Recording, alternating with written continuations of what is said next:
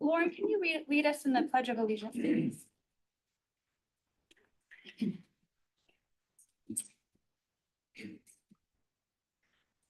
I pledge allegiance to the flag of the United States of America and to the republic for which it stands, one nation, under God, indivisible, with liberty and justice for all. Thank you. Adoption of the agenda. Are there any changes or additions to the agenda? So move adoption, Madam Chair.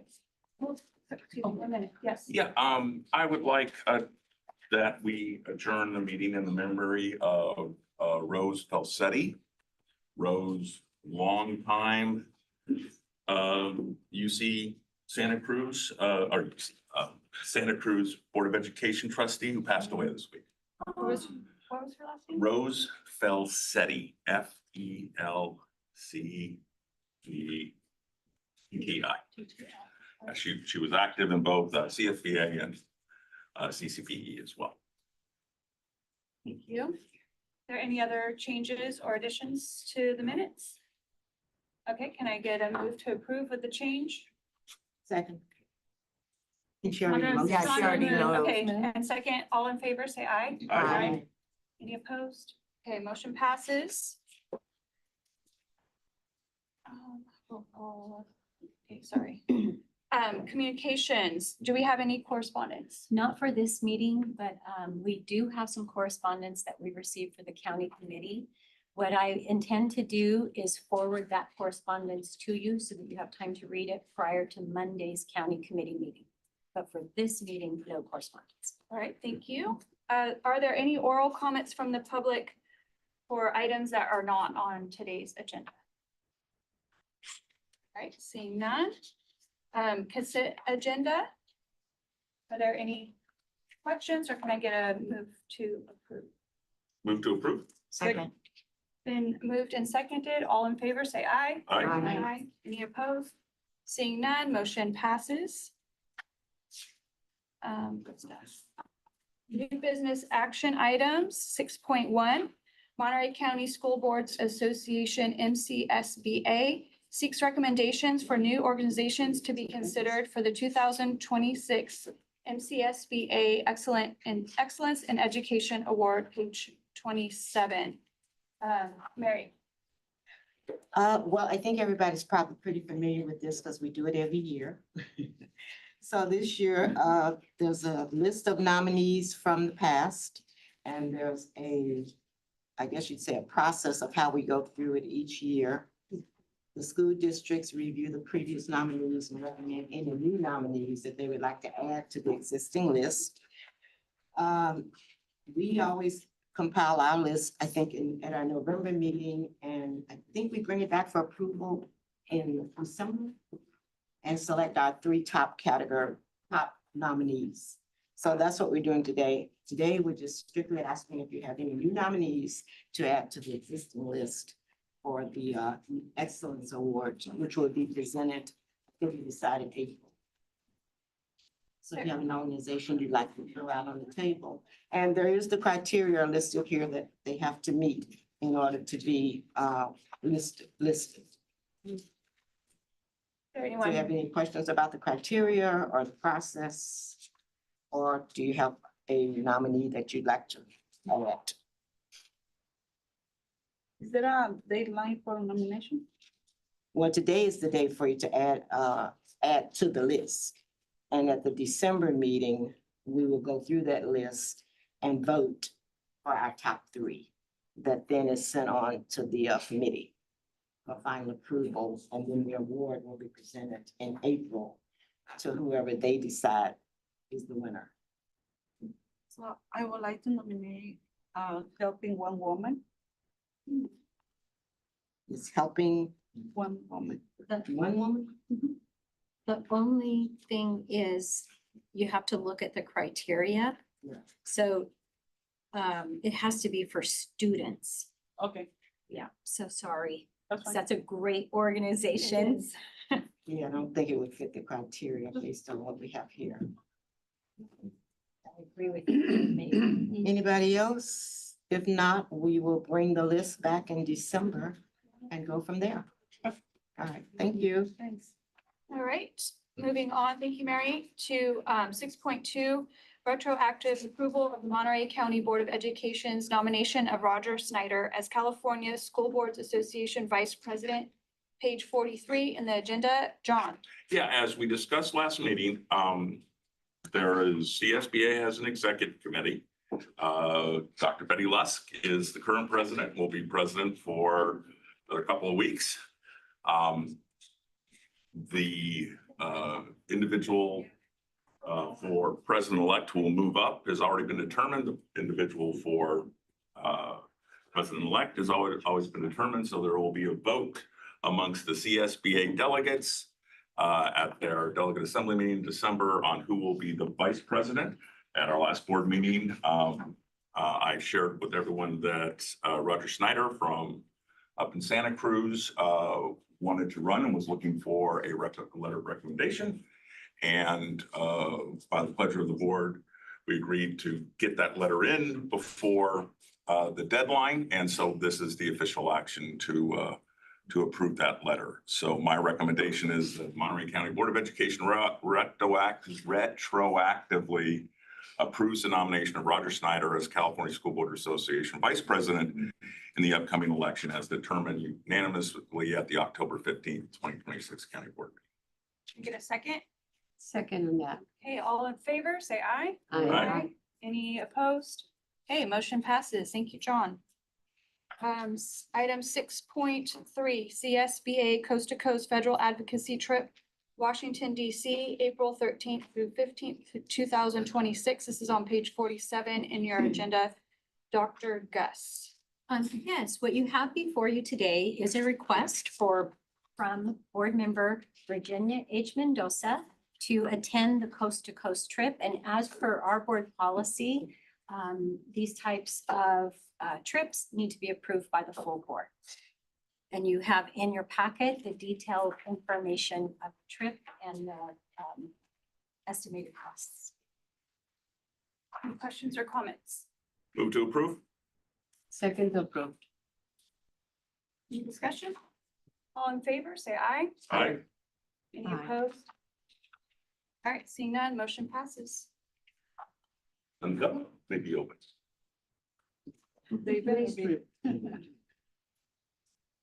Unfinished business non-action items. There's none. We're gonna move on to the new business action items. I think this is a time certain. It's 9:15, so I need to skip that one now. Okay, Do we have just skip it? Yeah, it's time certain for just a few minutes. okay. 8.3 is also time certain. Okay, 8.4, Central Coast K through 16 Regional Collaborative Presentation, page 117 on your agenda. Dr. Gus. And can I see John in the audience? He is not here. He's not here, nor is Ashley. So can we skip that item and come back to it? Okay, item 8.5, Williams Settlement Legislation Annual Report, page 129. Dr. Forrest. Thank you, Madam President. And I'll bring all things William Director, Michelle Chuleta, to talk a little bit about this item. Good morning. Thank you. Members of the board, this is an item I bring to you annually on behalf of County Superintendent Dr. Deneen Gus.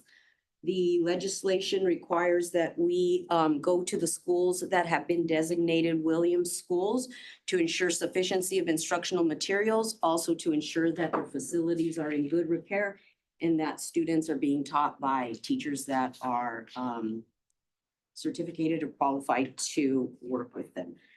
If you look at your summary sheet on page 131, you'll see that we visited 52 schools this year. More than 100 classrooms were visited. You'll see what the status of the instructional materials were for each district that we visited and their designated schools. All schools were sufficient in instructional materials, meaning that every grade level has the instructional materials in all 4 core areas. We also had a facility inspector go out to each of those schools, and you'll see the rating of the different schools, the number of schools in each district. You'll see the legend on the bottom will let you know that we have exemplary, good, fair, and poor. And we did not have any poor schools identified in this year's review. The school accountability report card is due February 1st of every year. It includes all the information that the schools need to legally include. There are 2 items that Williams is interested in, and that's an inventory of their instructional materials to ensure that the local board has approved the instructional materials for students in all 4 core areas. And that is an item I review. Under the teacher misassignment credential review, I work closely with our HR department here at the County Office of Education. They give me the reports regarding the status of schools and their compliance with credentialing. And then on a quarterly basis, each of the designated school districts for Williams will send a quarterly report that shows if there have been any complaints from the public, from students, from teachers, from parents regarding any of the areas that are listed in the Williams lawsuit or legislation, which is sufficiency of instructional materials, teachers that are properly credentialed, anything regarding the facilities not being in good. And so that is a summary of this year's review. Are there any questions from the board? Any questions? Madam Chair, I just have a quick one. Could you kind of clarify what's the difference between 1 being good and 3 being good? Oh, okay, so the number of schools, if you look under districts, for example, Alisal Union had 7 schools that were designated for Williams review. We didn't go to all schools because only 7, and 7 out of those 7 were exemplary. So that number corresponds to how many schools rated good, how many rated exemplary, how many rated poor. So for example, on, I'm trying to see where they're different. Salinas, Is it Salinas? Salinas City, yeah. Okay, so Salinas City had 6 total schools that we visited, but 3 of those 6 were designated good and 3 of those 6 were designated fair. So there were different ratings for 3 of the schools and 3 of the other schools. Thank you for your clarification. Okay, sure. Great. Any other questions? Okay. Thank you very much. Okay, so our first time certain is going to be our quarterly investment report for the period ending September 30th, 2025 is item 8.1. Dr. Stanley.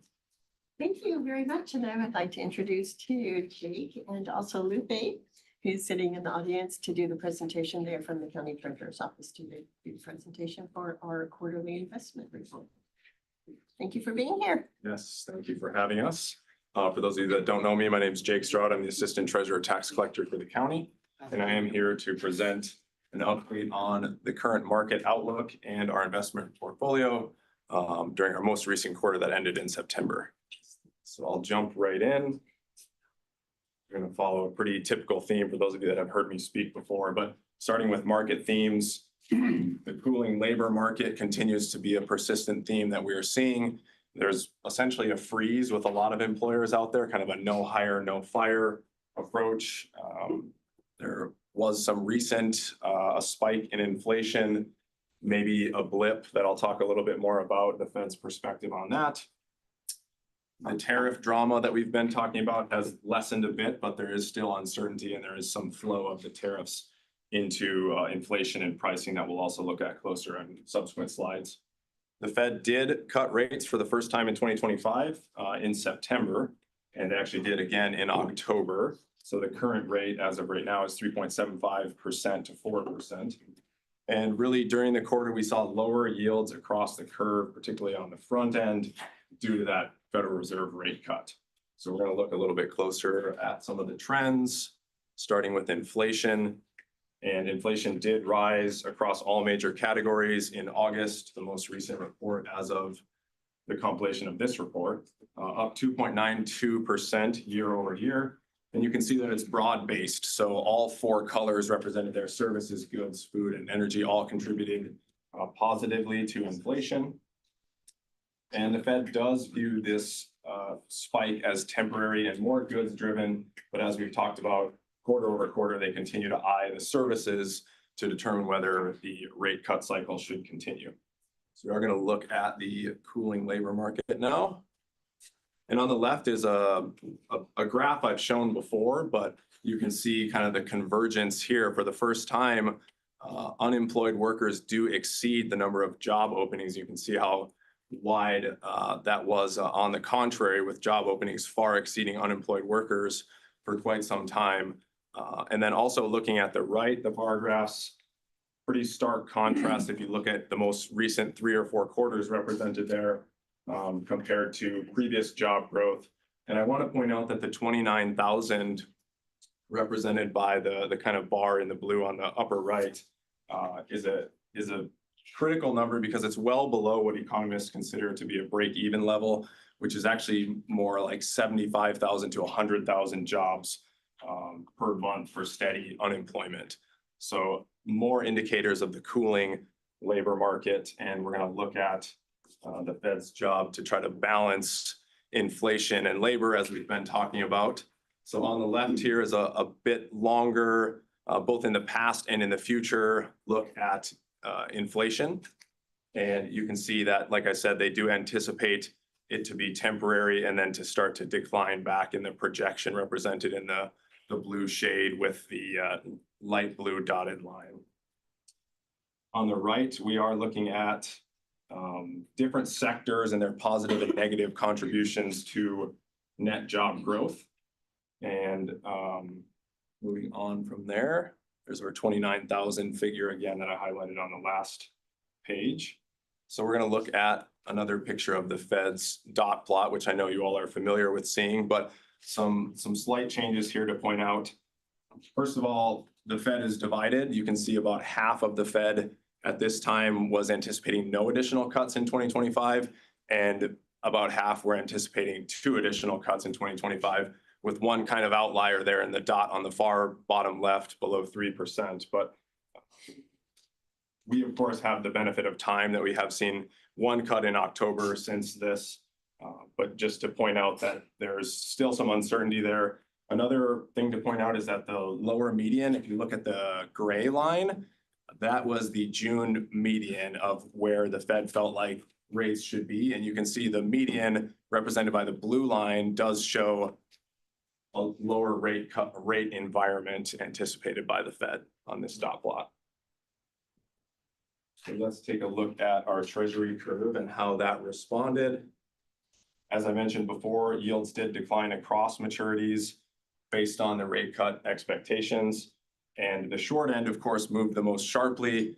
As you know, that is tied very closely to the Fed's rate. So that responded with the largest decrease, the upper right there, the change you can see, negative 0.36%. And the slope overall, which is mostly positive of the curve, is consistent with what we see for a slower growth outlook. We'll go to the next slide to look at our 2-year Treasury. And I like this slide because it does show that the 2-year Treasury ended September at 3.61%, which was down notably from the higher spikes to its left. But we also have, in comparison, 5, 10, and 20-year average. And you can see it's actually doing quite well comparatively over time, where those averages have sat historically.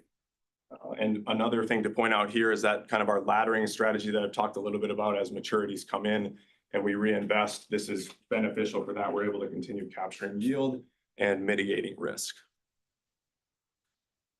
So with that backdrop, we'll move on to the portfolio. And as always, in the upper left, you can see some of the key values. Moving clockwise, we have our high credit quality represented, and then the pretty optimal maturity distribution when we receive the principals back. And also moving to the left there shows our sector distribution. highly diversified, and I'm going to talk more about that right now. So our sector mix does include the things you've been seeing quarter over quarter: treasuries, agencies, and corporates. All of those are within the policy limits, as you can see on the far right of this chart. And we have had a slight increase in corporate holdings over time, which has helped boost our yield and still maintain conservative exposure there, again, within policy limit. But you can see our corporates are at 22%, below the 30% sector limit.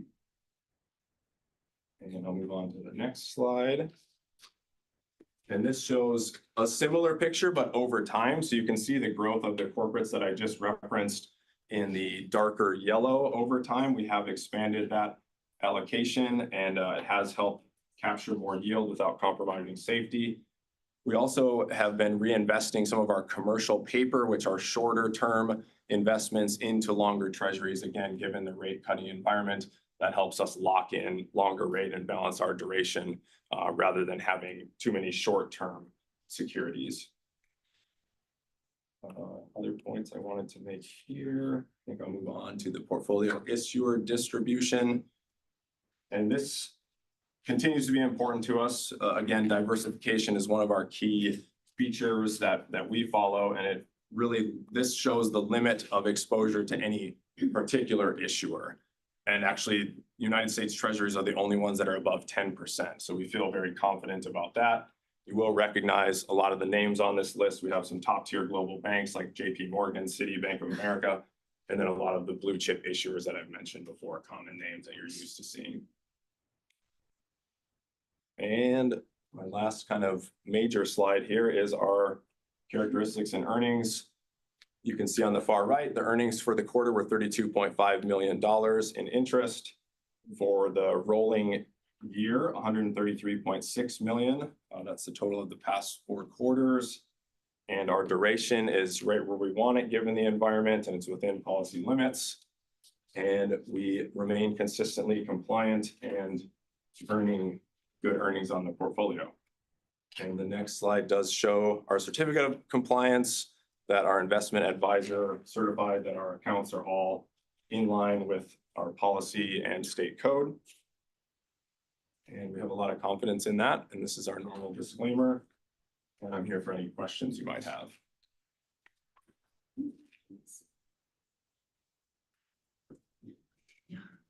Right, we have lots of other things to get to, so I'll see you next time. All right, Thank thank you all. you so much. Do you want to go back to? That one's got a little bit longer, so.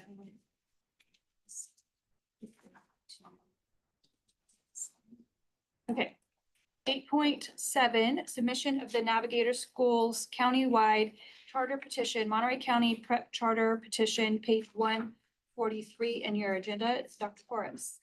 Thank you, Madam President. And again, we'll have Michelle Archuleta, our Director of Compliance, who's working on these matters, has a presentation for you. So I'll hand the mic over to her. Good morning. We have been going through several renewals, and that must have been on my mind when I was writing our cover page. So let me bring to your attention on page 143 that there has to be a correction. The first bullet says charter submits initial charter petition. So thank you, Annette, for pointing that out. I'm living in renewal world, and this is going to get us into a different realm.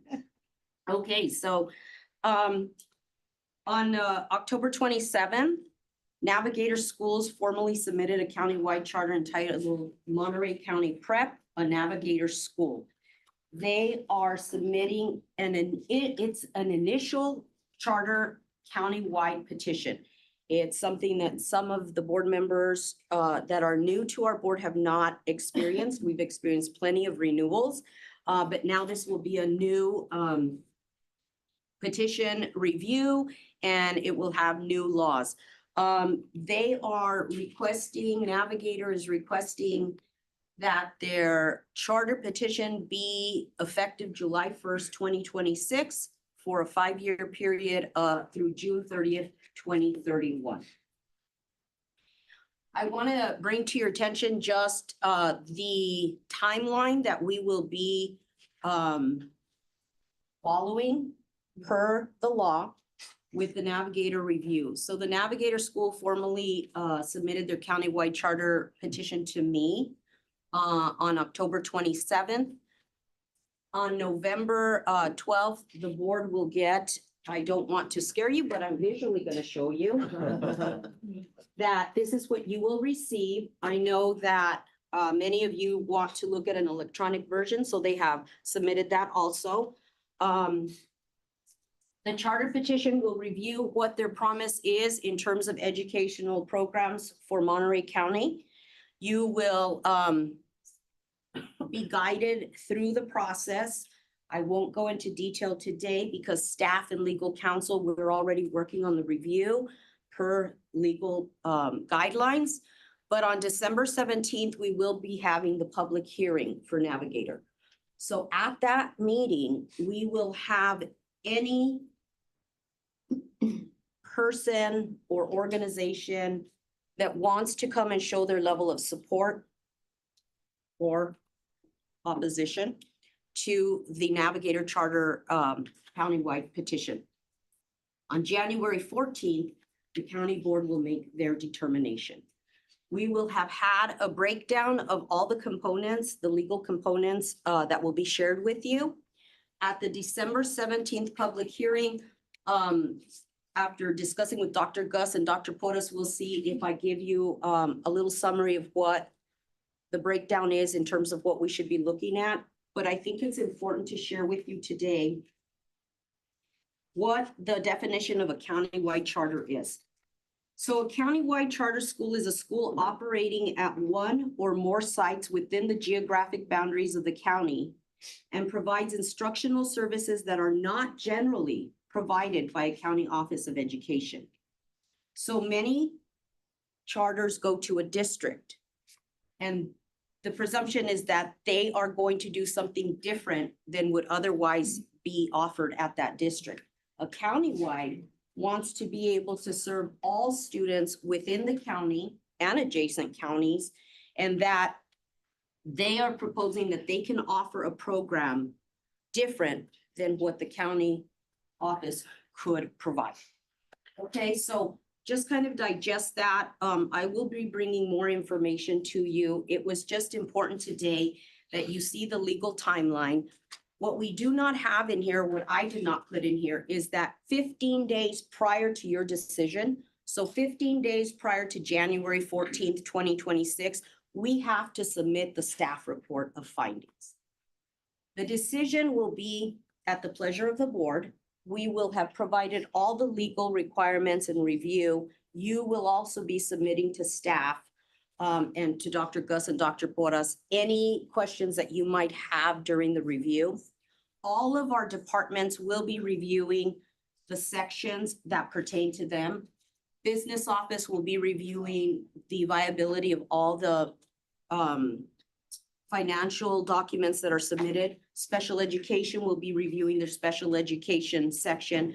Educational services will be reviewing all of the educational services components. So every department and staff will be involved in this review. Dr. Porras, Dr. Gus, and I and legal counsel will be reading through the entire document. The first binder, the white binder, is the charter proposal. The black binder are all the appendices. So the appendices will also include information where the charter petitioners want to show you what success they may have had in past or current charters that are in place right now. The charter petition in the white binder will tell us what they're proposing to bring to Monterey County. Okay? Any questions on that very surface level that I just gave you? John? Yes. Like more of a statement for the record, Okay. Much like the work we do with things similar to expulsion appeals and the work of the county committee. This is not per ed code. This is really not a subjective process. It is an objective process. Ed code outlines pretty clearly that if the criteria meets this, if the petition meets the criteria, it is incumbent upon us to approve the petition, regardless of our own personal feelings or what other input we may get from the community. Is that a fair statement? I think that statement is right on for a renewal because we have the performance tier. So there's a presumption of renewal for a middle and higher, and then it's very clearly delineated for your low. Yes, there is a process and we have a matrix that will outline that they have included components that are critical to being able to operationalize a charter school in its idea. And yes, there is the objective component, meaning is that there will be a question for the board, there will be a question for legal counsel, there will be a question for staff and even for the petitioners to share with the board, what is it that they're proposing that is different than what could otherwise be provided at a county office? Now, could that be subjective in how they view it and how we view it? There's going to be a very deliberate process to be able to show that they have met that criteria. So yes, it is. That was a long-winded way of saying yes. Excellent answer. Excellent. Thank you. But in the end, yes. Annette, you had a question? Yeah, I was just, because I'm new to this new chartering. When it's countywide, maybe it doesn't matter either way, but will we be the board on this? Or Yes, you do will. they? Okay. Yes, so they are coming as an independent charter. They're not going to be, you will be the authorizer if you authorize this charter. But you will have the same oversight as you do for Bayview, for Monterey Bay, and for Oasis, but you will not be the board that creates policies and reviews budget. They will come with their independent board. Okay? Okay. Tammy, did you have a question? No? Anyone else? Yes, Sandra? Yes, and going back to John's question. I've been here for less than 4 years, so to me, this is a new chapter, you know, Yes. a new learning process. And we do have a couple of charter schools in Monterey County.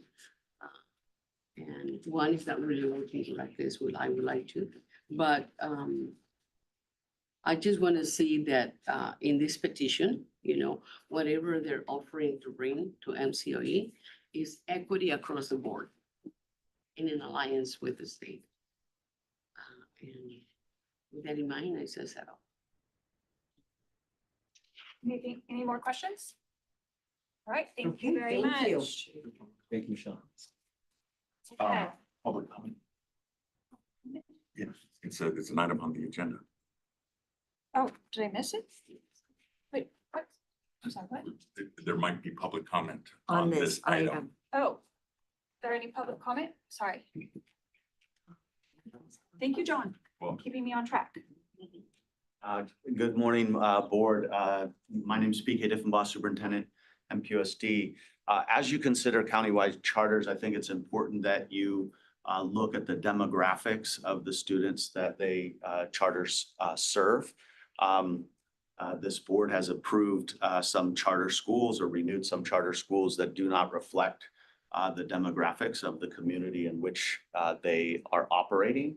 And there's been a lot of studies that show that schools are resegregating, and not that charters are the sole responsibility of that, but that charters have contributed to resegregating of our schools. And so I think it's incumbent on the board as they review this particular charter that they view it from a perspective to ensure that it does not contribute to the further segregation of our school campuses as other charters have. Thank you. Thank you. Is there any other public comment on this item?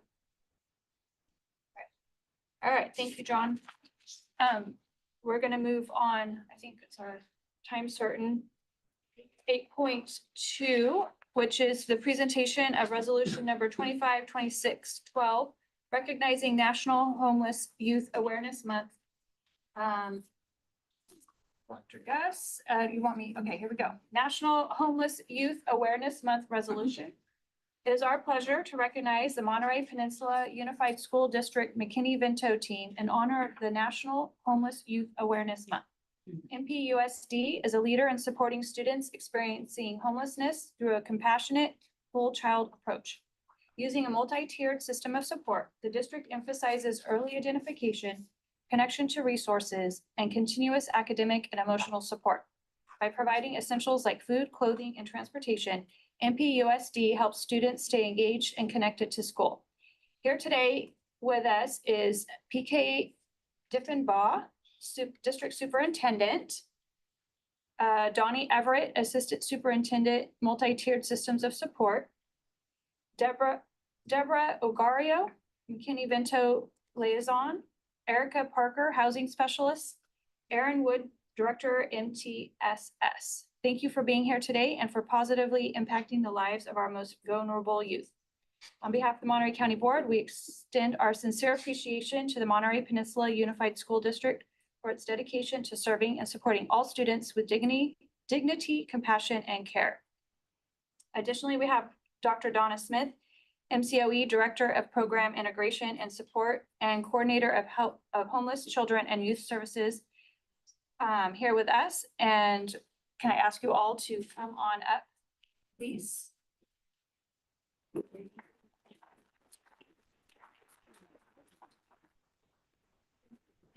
Since this is the first time MPUSD is with us today, let us share with you typically how we do our resolutions. So usually we give you a few minutes to just tell us a little bit about your program. We know you have some amazing things happening, your parking program and so many other things. So if you'd like to take a few minutes to share with the county board just some of those very unique things that your district is doing, then our county committee, county board chair will then read a little bit of the resolution, and then we're all going to take a picture together before you leave today. So Donnie, it looks like you're going to speak on behalf. Yes, I have the opportunity to speak on behalf. Thank you, Dr. Gus. Thank you, Board President Owen and board members and county leadership. It is a privilege and honor to be recognized this morning. So thank you so much. And I also want to highlight two of our board members that are here with us as well. We have our Vice President, Veronica Miramontes over there, Sarah Offsedal right here. Just want to also highlight that we couldn't be where we are without the support of our superintendent and school board. 10 years ago, when I started with MPUSD, I was doing my rounds of meeting staff, and I had a great opportunity of meeting Mr. Carlos Diaz, our single McKinney-Vento liaison at the time, in this back room in our district services center next to this closet that was piled high with as much as he could fit in there for families. And he began to tell me and share with me the data of families that have been identified at the time, which was at the time with around 1,400 students. And that shocked me that one person was doing everything he could amazingly to support this family. And to see where we've come in the 10 years, now having a team of 5, working directly with our students, providing not only the services that were mentioned in our school-based services, but really began to take a deep dive into understanding what the needs were of our families. And we learned a lot. We've learned a lot in the past 10 years, and really, really proud of our team and our district to do really innovative things that are really outside of the school system. If you would have asked me 10 years ago where we'd be now, I wouldn't have believed you. But we've been able to not only provide the support at our school-based sites, create resource centers at all of our school sites, develop a family resource center that is a one-stop shop for our families in need, partners with the city of Seaside with a safe parking program for our families that are residing within their vehicles. We've been able to partner with donors to provide rental assistance for the upfront costs for families who qualify for permanent housing but couldn't afford the security deposit and first month's rent. We're able to assist about almost 80 families with that particular thing to be able to get into permanent housing. Again, partnered with another donor who purchased a unit complex on Broadway and Seaside, and we provide short-term housing, 3 months short-term housing for families. We are now with our 4th family. The other 3 have transitioned to permanent housing, and so being able to assist that. And developed a first of its kind partnership with Motel 6 to provide emergency housing for our families as well. And so those are just some examples of some of the innovation that our team has done. And so we're really, really excited to continue the work. there's still so much more as well. We have, Erica had mentioned, in a housing specialist position, brand new for our district, that's working with families and doing some of that housing navigation and really supporting. So really taking some clear efforts, as we've seen with our data, that these supports are having direct impact to the educational opportunities. Our attendance has gone up. Our graduation rates have gone up significantly. We are above the average for statewide. And so just we're seeing the impact through our data and recognizing that these sorts of efforts are really having significant impact. So thank you for your support. And we're very honored to be here this morning. Are there any other questions or comments from the board? Just wonderful work, Really and great. just, best in class, leading, leadership position, just fantastic. Yes, Sandra? Thank you so much for whatever you do in life, regardless of who you help to or with. I think the necessity has always been there. And, providing housing for homeless, for people parking or living in the vehicles is an amazing project that once, it's been achieved. It's just not helping your organization, but it's helping us, everyone in general, because our kids, our students, our parents are, in our society. So thank you so much. And kudos to that special landlord was able to purchase those properties. I wish there were more than one landlord so we can balance, that equity that is like not being there. So thank you so much for being here today. Congratulations. Okay, any other comments? All right, I'm gonna read a little bit of the resolution.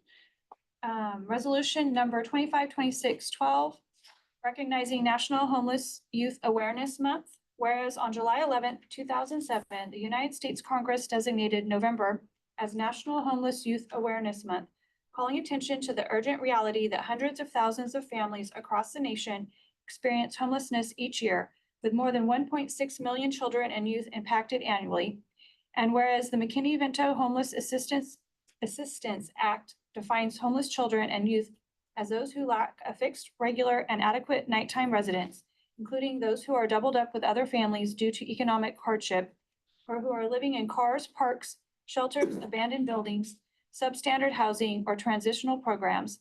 And whereas during the 2024-2025 school year, more than 13,000 students from preschool through 12th grade in Monterey County have been identified as experiencing homelessness, in addition to over 1,500 children under the age of 5 who are not yet enrolled in an infant or preschool program. And it goes on for a bit. Now therefore be it resolved that the Monterey County Board of Education hereby adopts resolution number 252612, recognizing November as the National Homeless Youth Awareness Month, reaffirming its unwavering commitment to advocate for and support children and youth experiencing homelessness, and encouraging schools, community organizations, and residents across Monterey County to take action in building a brighter, more stable future for all young people. Congratulations. Thank you very much.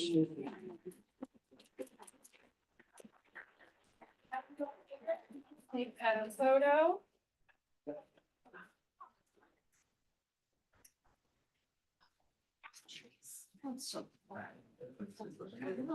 No, I'm gonna ruin the outfits.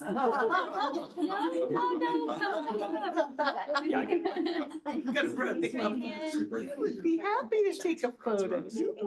And if we could get everyone, if everyone Squishing. shoulder to shoulder. Squishy. And everyone just. Hi. Congratulations. It's kind of a. Got it. Yep, there you go.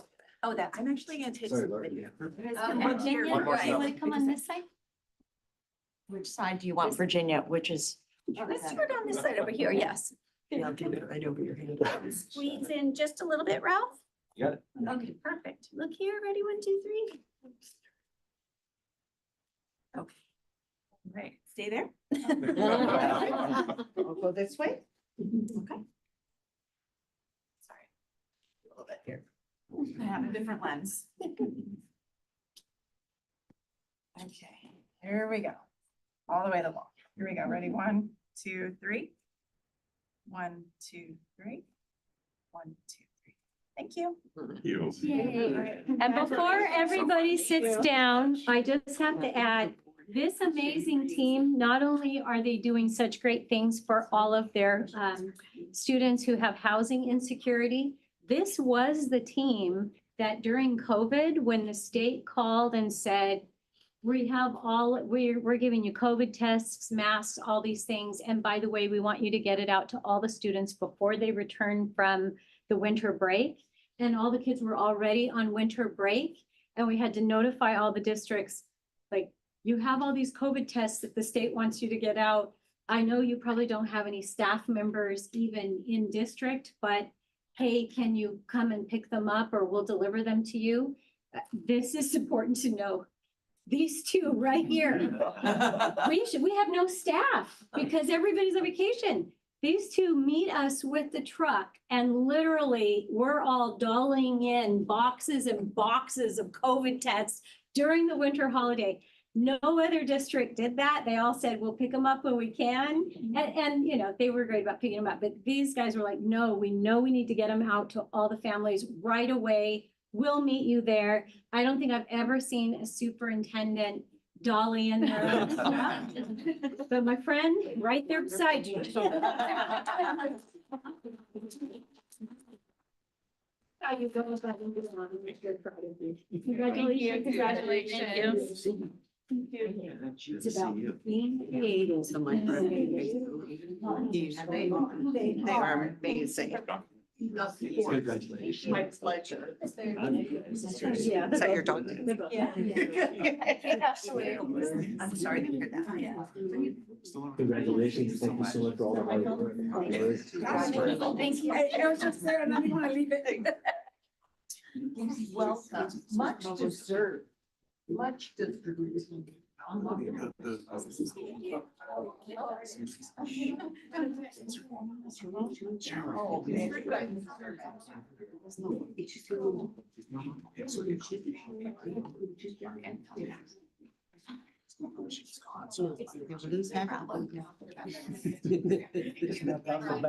They went that window. Oh, yes. Every which way, but back to their. I'm out of their chair, they don't know how to go back.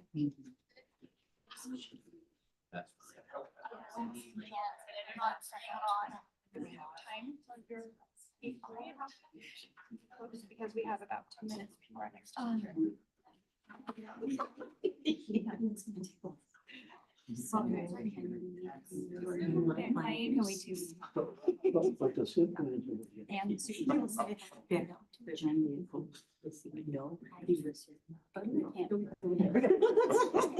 That's the truth. Okay, item 8.8, payment of claims for October 2025, page 149 in your agenda. Dr. Stanley. Thank you so much. These are the payment of claims, as you've mentioned already, for October 2025. I did not have any questions about these items for this time, but just looking at a couple of the big ticket items on page 158, you can see that $1 million payment that is for the U.S. Bank of St. Paul. That's our COPS payment. And you'll start to recognize that as we continue through these years. And then on one page, page 159, you can see the Wilmington Trust payment of $106,000. That is our QZEV payment. And right below that for $148,000, that's the architects that are working on the West Campus. So if you were curious about those particular ones, there they are. All right, any questions for Dr. Stanley? All right, seeing none, thank you. I lost my place on set 8.8, okay. Can we do 8.9? Monterey County School District and Charter Schools, 2024-25 unaudited actuals summary, page 197, Dr. Stanley. Great, thank you so much. So this is the 24-25 unaudited actuals. This gives you a picture of where our districts were at the end of June 30th, 2025. So you can see here that we do have, many of our districts are showing deficit spending at our unaudited actuals time. This is a little bit higher than what we've seen in the past. So we're looking at these very closely to see where they're going to end up when they submit their first interim reports. On page 201, that's the one that I want to bring to your attention. It's the one for the county charter, not the county charter schools, the Monterey County Charter Schools. You can see that International School of Monterey is showing a 1.50 reserve. And it brought to my attention that this is a little bit lower than we want to have them. There is nothing legislatively that talks about what the reserve requirements are for charter schools. So we have put in our MOUs and we had a 3% and then we've upped to that a bit, remember, for up to 5%. So all of our MOUs that are coming through now for our charter schools are asking for a 5% reserve, but that's not in code, that's not in law. And so for International School of Monterey to come in at 1.5, that's somewhat concerning, but not anything that I can do with it, except for I did call MPUSD, their CBO there, and say, hey, Ryan, what's going on with the charter school? And he said, yeah, we're watching them really closely. Not too happy about where they are right now. So he's going to take a look at them again at first interim and see if they can pull themselves out. So wanted to update you a little bit about that one. Any questions for Dr. Stanley? All right, thank you. Thank you. Do you want to do superintendent's report? And then we'll go back to our time certains. Absolutely. So I am passing down my written superintendent's report that delineates all of the major meetings and events that I have attended since last meeting. I hope you know it does not include everything. That would not be a good idea, but just the major ones. However, I did want to take some time today to let all of our county board members know that, as you know, we have our county committee meeting coming up on Monday. The agenda for that meeting, you will probably be getting today so that you have enough time to really look at that agenda prior to Monday's meeting. But I want to highlight just a few things. The first thing that you're going to see on the agenda is that at that meeting, you will be taking action on the San Lucas petition to reduce from 5 board members to 3 board members. So that's going to be the first item. You are also going to get an update from our county committee chair on how the State Board of Education meeting went. As you know, Annette and I attended last Thursday, so you'll get the full update. And the third item is you will be hearing from both Christy White, who is our consultant that conducted the feasibility study for the Spreckles Washington Union territory transfer item. You will also hear from Marguerite Leone, our legal counsel, who will be informing the county committee, which for those in the audience is also our county board. It's one and the same. You will be getting information around how those decisions are made. And just to kind of preview just a little bit, each of the elements that are required to be met, you will have to hear the entire report and then you will take a vote on each of those elements. But what I want to make sure you understand is that the CEQA is just getting underway. We may or may not have the CEQA by Monday. If we do not have the CEQA and the decision is that you want to move this petition forward, you will not be deciding on it then on Monday night because you have to wait for the CEQA. If the CEQA is in and that's the decision of the county committee, well, then you can make a decision that night. The reason I bring this up now is if this matter, of course, you will also have the option to deny. All of those options are there. But this is important for you to know because if the decision is not made Monday night, I will be needing another date from all of you for the next county committee meeting. And that decision has to be made prior to January 7th, I believe, right? The deadline is January 7th. The other thing is that The feasibility study has now been released. The petitioner and both districts have received a copy, and I have printed you a hard copy so that you each can take home a hard copy. You got it electronically as well. But this way, if you want to make any notes or you have any questions, you have that hard copy. And I'm asking that you please take from now until Monday's meeting to really read deeply. If you have any questions about the report, you can email those questions to me so that our consultant and our our legal counsel, not county counsel, legal counsel, can come prepared to answer any questions that you may have. So again, you now have the study. It will be up to you as to whether or not you agree with the findings in the study. So that will be on Monday. I also wanted to make sure that you all have your events. And so the board calendar should be at your area on the dais. If there's anything you would like to attend, please let Cindy know so that she can get you registered. And I think that was everything, right? Did I miss anything?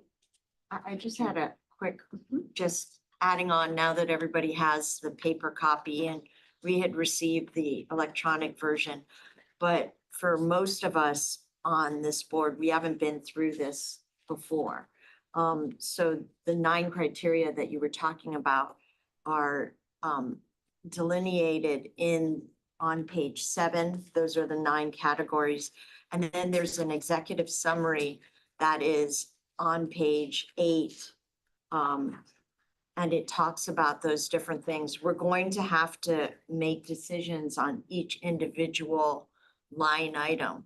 And so reading ahead on what those all are, it would be really important because that's what we're going to be asked to do. It isn't like the whole thing. It's each individual one. And then the whole thing. And then the whole thing. Dr. Gus, it's been a while.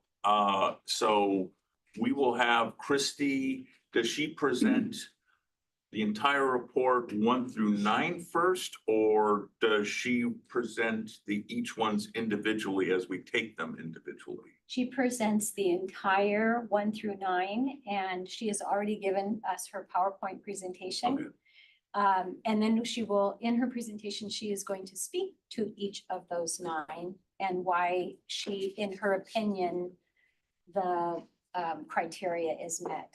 And that's why I'm imploring you, if you have any questions about what is in her study, if you send those questions to me in advance, I can get them to Christy, so she will be able to speak to them that night. It's better to not catch her off guard with a question in the moment. We want to give her time to do any additional research or, be prepared to answer those questions.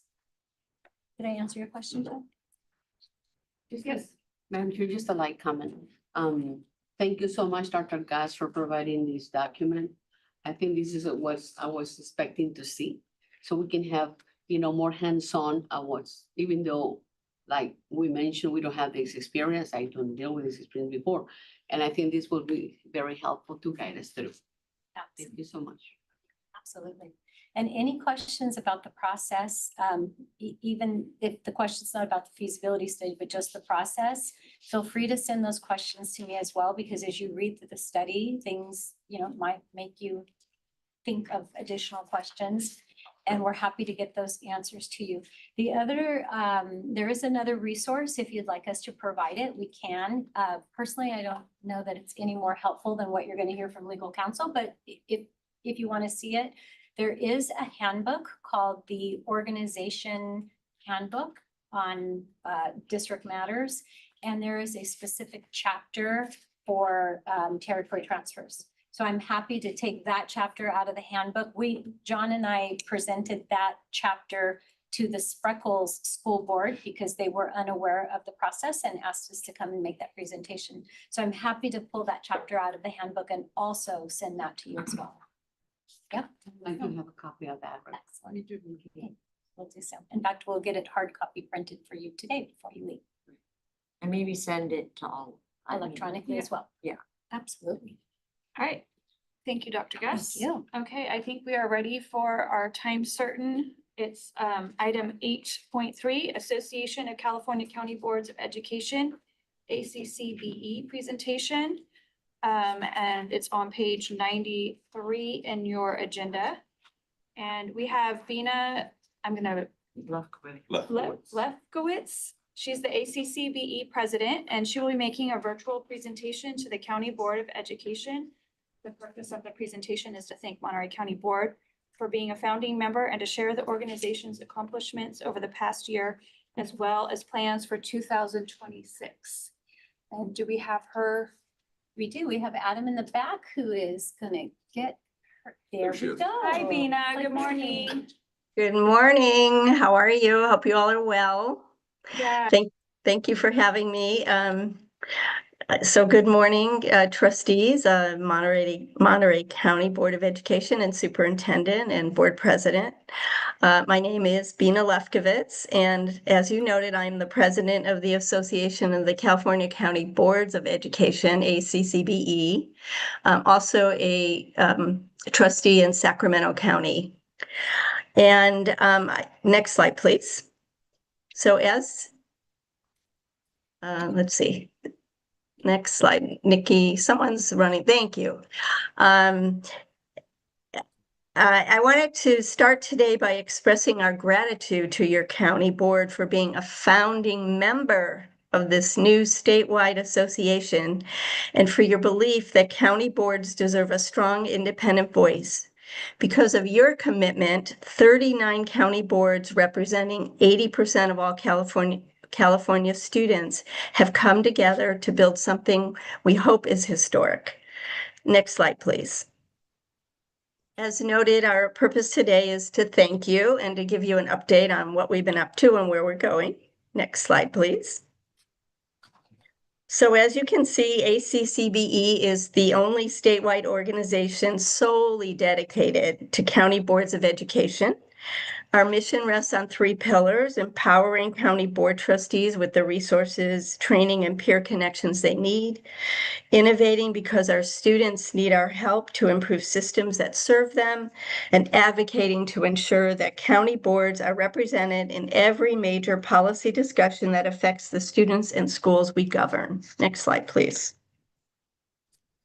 In January 2025, ACCB officially launched. We stand on CCBE's 60-year legacy and are driven by county trustees. Our leadership consists entirely of current and former county trustees who know the work, the challenges, and the possibilities of our role. Our identity is clear. We are by and for county boards. Next slide, please. Our mission, as you can see, is to empower county board members to be confident advocates for all students. And our vision is to ensure that county boards of education are the leading voice for county governance, improving outcomes for the students and families and communities we serve. Next slide, please. To deliver that vision, we have 4 key goals. One is around advocating and amplifying the voice of county board members around legislation and policy. The second is to be in partnership with allies. And we're really proud of our partnership with the County SUPS and with the Small School Districts Association. Our third goal is to elevate and empower our county board members through professional development and peer learning. And our fourth goal is to stay forward-looking and to bring innovations to the forefront for our members. Next slide, please. And as you'll see in these next few slides, in just 10 months, we have delivered results in training, member engagement, advocacy, and organizational development. One key focus has been building trustee excellence. We started out early with a Starting Strong series for new board members, and we've morphed that now into building trustee excellence for both seasoned and new board members. We've had 12 different governance sessions that we've sponsored through this work. And the idea was to provide timely and relevant topics. And John, thank you for your superintendent salary setting session. It was a hit. We've had sessions on appellate responsibilities, county budgets, just quite a few. And we also host one-on-one mentoring programs for those who want peer support, and we've had 3 people take us up so far on that. Next slide, please. Oh, sorry, hold on. Actually, go back. Thank you. I'm really proud that we launched a court and community school deep dive, we're calling it. It's a 3-part series highlighting the board's role on court and community schools, featuring some key statewide stakeholders, as well as we had 3 exemplary counties discuss programs they were doing in court and community schools. And coming up on November 17th, we have students from our court and community schools talking about their experiences and their hopes for ways to strengthen our schools so our students can do better. Next slide, please. We have held quarterly gatherings. Next slide, please. And thank you. We've held quarterly gatherings to build peer connection and spotlight innovations. We've hosted a session on CTE and apprenticeships. In June, our conversation was around redesigning education, and in September, it was on board effectiveness tools. And in January 2026, we'll celebrate our progress together. Next slide, please. We also offer every week a themed newsletter. The first is Building Trustee Excellence, register. The second is just a monthly update, promoting our events and just providing updates. The third is our advocacy series. And the fourth is the future of education. Next slide, please. So to expand our reach and voice, we are building strong partnerships. Again, we meet monthly with the county SUPs. We also meet monthly with the Small Districts Association, and we're continuing to expand our partnerships. Next slide, please. Through our Big Ideas series, we've hosted speakers who are shaping the future of education. We were proud to have Linda Darling-Hammond talk about reimagining education. We have a partnership with UCSF experts who spoke about literacy and dyslexia. We've been in partnership with the Department of Apprenticeship Standards and also Reach University to focus on teacher pipeline. And finally, we're working with county leaders across the state to spotlight career education and our court and community school innovations. Each event brings new partnerships, visibility, and practical tools to our county boards. Next slide, please. We are also trying to create ways for members to engage and influence ACCBE, from committees to listening sessions that we've held to our board reps, where each board has a board rep, and we are appreciative that Heather Owen is our board rep. And our board rep's job is to really be the liaison between ACCBE and our board and your board. Next slide, please. Our next area is advocacy. We have an advocacy committee that's been meeting regularly throughout the legislative session. They have developed a set of criteria on bills that we'll support. We've reviewed bills. We supported 9 bills last year, and 4 were signed into law by the governor. We feel like that was a powerful start for a brand new organization. We also hosted 2 ledge forums, one with Assembly Education Chair Al Martucci, and another focused on mandated reporting law changes. We feel like we are having real influence. We're early in our process, but we know we will only grow stronger as more county boards join our voice. Next slide, please. We are building our organizational capacity as well and looking at sustainability. We are based on member dues and are using our dues wisely. We've hired experts to support us in marketing, IT, and we now have a CEO who has managed, her experience is managing small associations. So we're also out seeking foundation partners to help us expand our reach and our sustainability. Next slide, please. In addition, we're expanding our board from 7 members to 11 members to increase the diversity of voices of county boards who we represent. We are cultivating future leadership through our board reps in our committees. Next slide, please.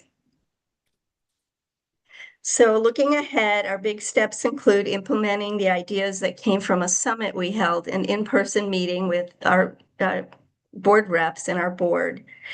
And a few ideas emerged. We are launching a resource hub or resource library on our website to really spotlight effective practices. We're hosting our first in-person statewide gathering or conference. And we're also going to be hosting another in-person regional meeting next year. We're continuing to expand our partnerships, and we are developing a legislative platform for next year, and court and community schools will be a large part of that platform on how we can advance court and community schools. And I know we're looking at the proposal you all sent us, John, about the issues around financing and funding, particularly the smaller rural communities. Next slide, please. We will continue to offer frequent online training, networking, and peer sharing activities, and we've already been mapping out next year. We're excited about what we're going to be able to offer you guys. Next slide, please. So as founding members, your engagement continues to shape ACCBE's future, and you can stay involved in lots of different ways. You can join a committee, you can join our board, you can just continue to give us feedback and help us be relevant and responsive to your needs. And please continue to attend our trainings. We want ACC to be your voice, and we want you to share your ideas with us so we can accurately represent your needs and interests. Next slide, please. So again, we are just so grateful to you. Thank you for being a founding member of ACCBE. We feel like in 10 months, we've built momentum, credibility, and community, but we know this is just the beginning. We exist because of you, for you, and we believe that county trustees, that our collective leadership can make a difference. Together, we're building a dynamic organization that ensures every county board trustee has the training, influence, and voice to improve outcomes for California's most at-promise students. We are so grateful to you. Thank you for being a founding member and for standing with us as we shape what's next to come. Thank you. Thank you, Bina. Does anybody have any questions or comments for Bina? I just have to say that I think the first year they've done an incredible job. The amount of training that they've given us as county board members about being county board members is direct, relevant, and it's been really regular. And I appreciate all the work that they've done on this. And if you haven't seen and the court and community schools strand that they've done, there's one more left, as Bina mentioned, but all of their trainings are on their website. So you can go back and look at them. And that's really helpful because it's free to all of us. And you can, review it and then review it again if you need it, because that's something that I knew nothing about, and it's just so helpful to have something directly about being a county board member that is so helpful. And so I appreciate Bina and the rest of the people who have put these all together. John, gave one of the professional learning things. And again, that's on their website. So you can go back and look at anything that you might have missed when we have to do one of these items, and so it's really helpful. Thank you, John. I just have to say that, it's less than 2 years since a hallway conversation at the San Francisco Marriott, and it's pretty impressive to where the group has gotten in less than 2 years. Yes, Sandra? Yes, Madam Chair. it's been only 2 years, but you have worked so hard. And the rest of all of you who are working to put this project together. And I think when John approached us 2 years ago and shared about this proposal, I was very looking forward to see where this will take us to and guide us through. And I think it's an awesome project. And I think like Annette has mentioned, that if we need to get to know more about this, we can go to the email page and learn it through ourselves individually. I think that's a great opportunity to get to know more about what you have to offer. I think I remember in attending one of your board gatherings, and you were there, Annette and Heather. And I woke up with the idea that hopefully in the future, CCBE will provide us with a training section when we and the district board members can beginning to join powers together to see what they're doing in their districts and how we as county board members can help them through their efforts. I think if you remember, Nat, we talked about it, and Heather, you were there too. And I become very interested in getting to know what we can get out of it, because we as county board members work like with the county board members. But I think we have a lot of school district board members that we would like to be also looking for what they say. And as I share this information with local trustees, they become like, yes, Sandra, get us through. Let's work together so we can find out whether or not we're doing, or we're not kind of duplicating the efforts from the school districts to the county districts. See what I mean? So working in collaboration to make this education services to our kids to become successful in event or, in education. So I'd like to put my 2 nickels in to push this item because I think it's something that will serve us a lot. Thank you, Pina. Thank you, Madam Chair. Any other questions or comments? Thank you. Thank you so much, Bina, for your presentation, and thank you for everything you're doing for the county boards. We can obviously see your hard work and everything you've put in this last year. So thank you so much. Thank you very much. We look forward to continuing to work with you. Right. Yes, I- All right, so find where we are. Okay, we're on 8.4 Central Coast K through 16 Regional Collaborative Presentation, page 117. Dr. Gus. Yes, we are very honored to have with us today John Leopold, the director of the Central Coast K-16 Collaborative. He has been leading this work, and he also has with him today Ashley, who I would say was our very own Ashley, because she worked for us with county community schools, 6 months ago or so, before she jumped into this new role, and she's just crushing it in her new role, just as she did when she was here on the MCOE team. So we're so grateful to have both of you here today. And John and I met and Ashley as well, about a month ago, because I wanted to hear an update as to where this regional collaborative was going. And after that meeting, John said, I would love to make a presentation to your county board. And I said, please do, because this is important information for all of the school districts, but also for the county offices as well. So with that, I'm going to turn it over to John. Thank you, Dr. Gus, and thank you for inviting me to speak before the board.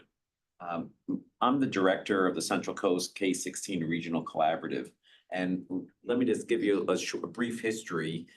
Coming out of COVID, Governor Newsom invested in 2 major efforts to help us all recover from the economic hit that we all took during the COVID pandemic. And the two efforts one was investing in K-16 collaboratives around the state, and the other was the California Jobs First, which was investing in economic development. They're tied together in the fact that took the state and divided it into 13 different regions. Our Central Coast region includes 6 counties from Santa Cruz down to Ventura. Our group in that 6 counties started meeting 4 years ago to start trying to plan about what we could do in the Central Coast. And we chose a slightly different tack than most of the other collaborative. I think there's only one other collaborative who is using a collective impact and an equity-driven model to ensure that we're meeting the needs of students and families here in the Central Coast to help them access high-wage, high-impact jobs. Move that forward. Maybe. All right. So when we tried, when the group started meeting, it looked to see what is the ways in which this collaborative can make a difference for students. And when we took a look at the information about who the students that were being left behind by our educational system, we saw that there were persistent educational and economic inequities in the region that resulted in Latino students being underrepresented as they moved through the K-12 and post-secondary systems. And as you can see in this chart, although they make up 65% of the high school population, they only make up 28% of the university population. And we wanted to work to design interventions and career pathways to make a difference there. So as I mentioned, we're data-driven and equity-focused. And one of the key differences about the K-16 collaboratives is working together, using the K-12s, all the community colleges, all the universities, and industry to take a look at labor market data, to choose career pathways in which there is going to be labor market growth and which pay well, and to try to build a system where there is strong intersegmental partnerships, meaning that there aren't just aspirational connections, but there are actual connections in which institutions have negotiated transfers to make it easy for the student to move through with the greatest mobility and the shortest path to their educational goals, and eventually to high-wage, high-impact jobs. We have 3 goals with the K-16 collaborative. One is to align the K-16 system. Although that seems like it's something that should be going on all the time, we have been, it's been very interesting conversations to try to get high schools, community college, and universities to work together to make sure that the student has a clear path. We are working to figure out ways to disrupt the inequitable systems that have resulted in the outcomes that we've seen in the data that I showed you on the first slide. And we're working to build on students' strength and assets and their cultural and linguistic contributions, rather than from a deficit model, but rather than build on what it is that they can offer. We did some labor market research, and we looked at jobs in the Central Coast region, what was going to grow and what jobs were going to pay. And we settled on 2 different areas to focus on. One was in computer science engineering, and the other in healthcare. And if you look at this chart, you can see the wages on the left, before interventions, and but if someone goes off to college, they can make enough money to actually live in the Central Coast. And so we've chosen those 2 pathways to build here along the Central Coast. So in 2024, which is really our first year in which we had resources to share with our partners, we allocated $9.8 million to school districts, community college, and 4-year universities along the Central Coast. Doing that, we've worked to fund at least 10 career pathways that are either new or expanded in engineering, computer science, and healthcare. Here in Monterey County, that's meant that $1.38 million has been given out to help educational institutions. Most of the funds going to 7 school districts in the K-12 school districts. And we used equity criteria to ensure that the money went to the school districts most in need. That has covered many, but not all the school districts here in Monterey County. Through this work, we've engaged over 50 educational institutions in those three categories. And we are working with over 30 employers to help make sure that these career pathways are actually meeting the needs of the local industry, and that students have a chance that if they actually progress, persist, and complete these pathways, that they'll be able to move into jobs. Earlier this year, we funded paid work-based learning opportunities or internships. And here in Monterey County, that was over $170,000 for students to get work experience and be paid at the same time. Through our work, we've also funded elements such as increasing dual enrollment, which I'll talk a little bit more about in a moment. We funded transportation assistance. We funded equipment, large range of different kinds of equipment. We have supported new tools to be used in the classroom, and the release time, and so these dual enrollment courses or transfer agreements could be worked out between institutions. This is an example of one of our student journey maps. These are the maps that we use to help work with students to help them understand what their opportunities are. And to put together these maps, we held focus groups with students and their families to find out the information they wanted to hear so they could access these pathways. And what we heard was they didn't want us to use acronyms. They didn't want us to focus even on the names of degrees. They wanted to know what students were going to be doing at the different levels of the educational continuum, what kind of supports there would be for the students, and what kind of work-based learning opportunities there would be. They also wanted to know what kind of jobs were out there, and get some sense about what the number of jobs that were available. So if you see in this chart, which is almost complete but not completely done, this focuses on Salinas School District, Hartnell College, and CSU Monterey Bay. What is listed in each of these boxes are the kind of activities that students would be doing. And if you notice at the bottom, it talks about the work-based learning opportunities and the student supports. The QR code that is down at the bottom is designed to get them to talk to their school counselors. Because this map, there's career laddering and mapping has been going on for several decades, and there are beautifully sophisticated maps. But if you're working with folks who don't have a lot of experience in higher education, that sophistication can sometimes be a block to actually using the tool. And we want them to be interested in pursuing this, but then talk to a guidance counselor who will actually help their students. This is backed up by course sequencing that we are working on with all of our school districts to make sure that the students who take these dual enrollment or other courses in high school actually can matriculate and get benefit in their post-secondary education, so they can shorten that path to their educational goals.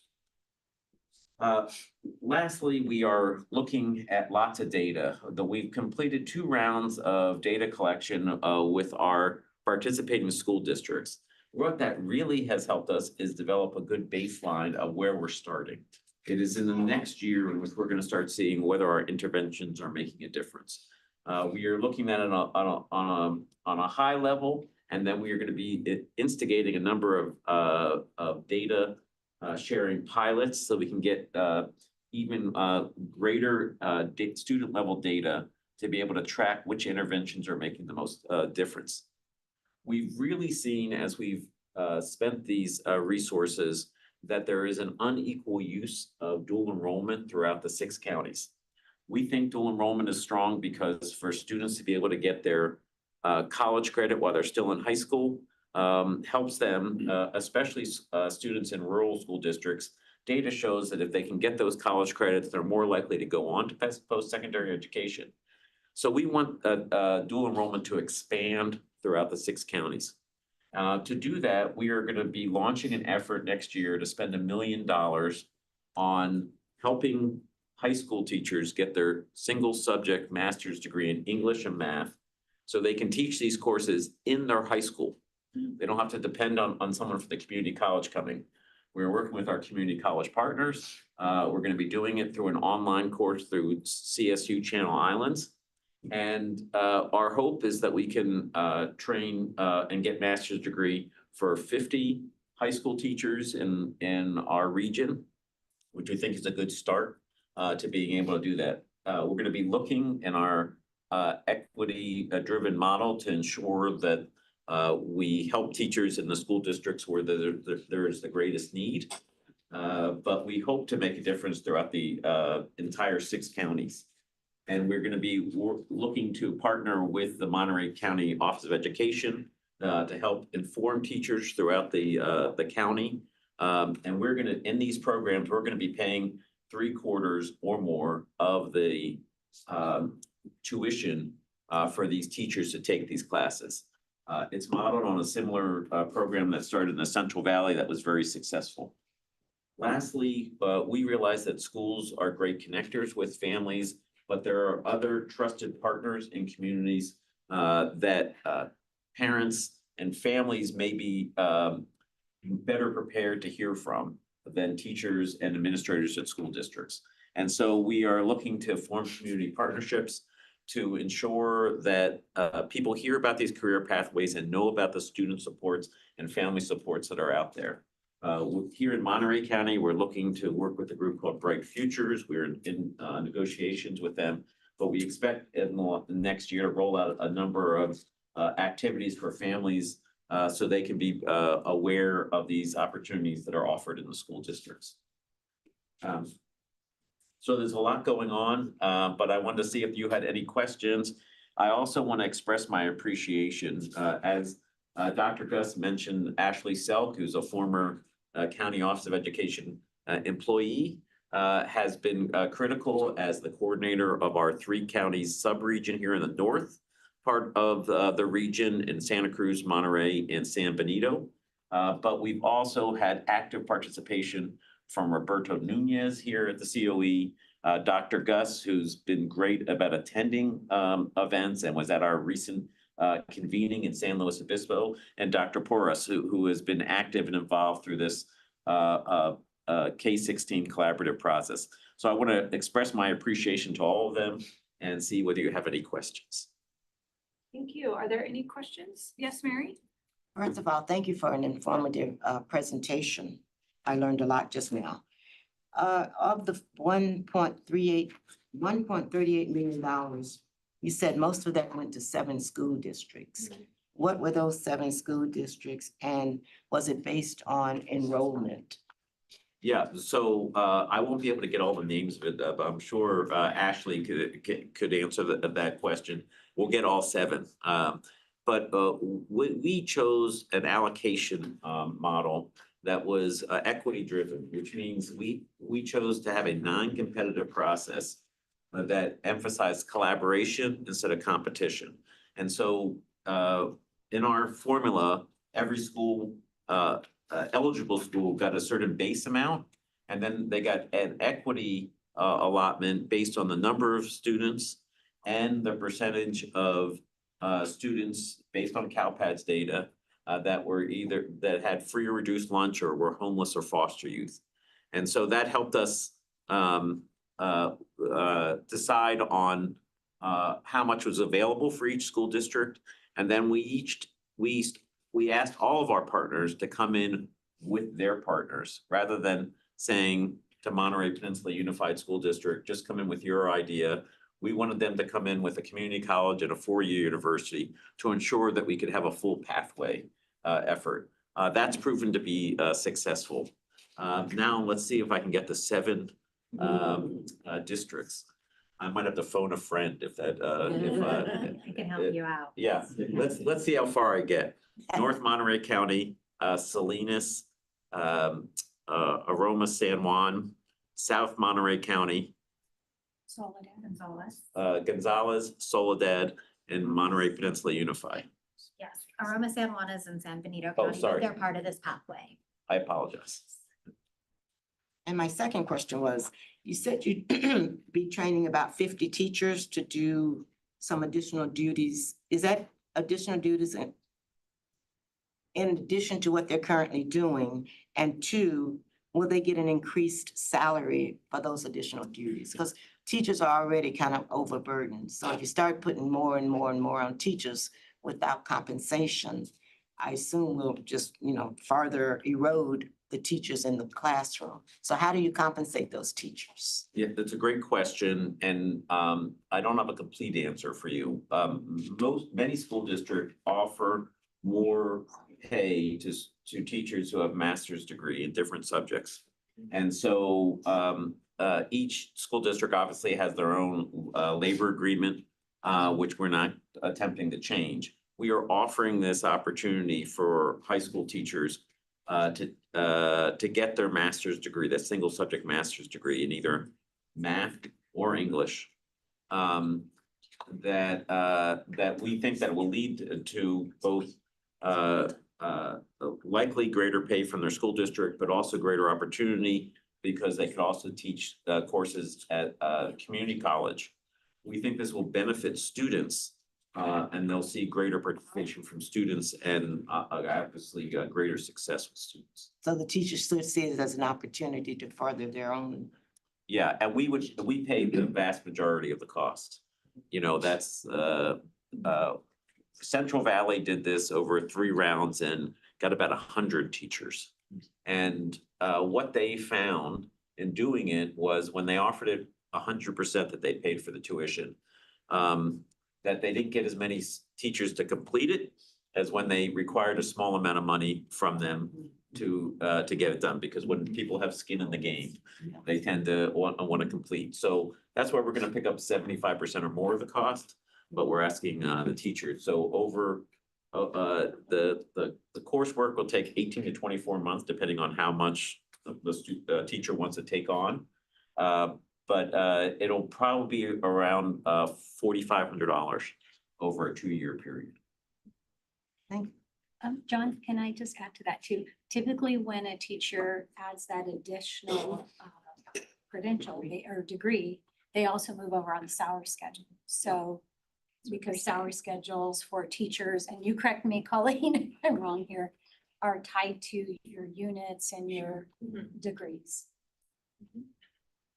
Did you? Sure.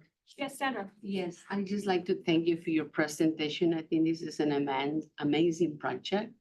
And thank you, Dr. Gaz, for inviting this organization to share what they do. But as you mentioned, recruiting teachers to become, acquainted with this project.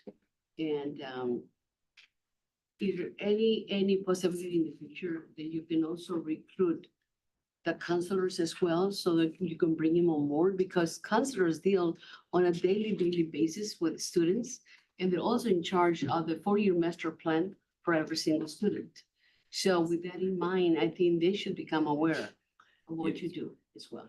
I think that's a great point. The guidance counselors play a critical role in helping students understand what the possibility is and what classes they need to take in any particular pathway and to eventually a high wage job.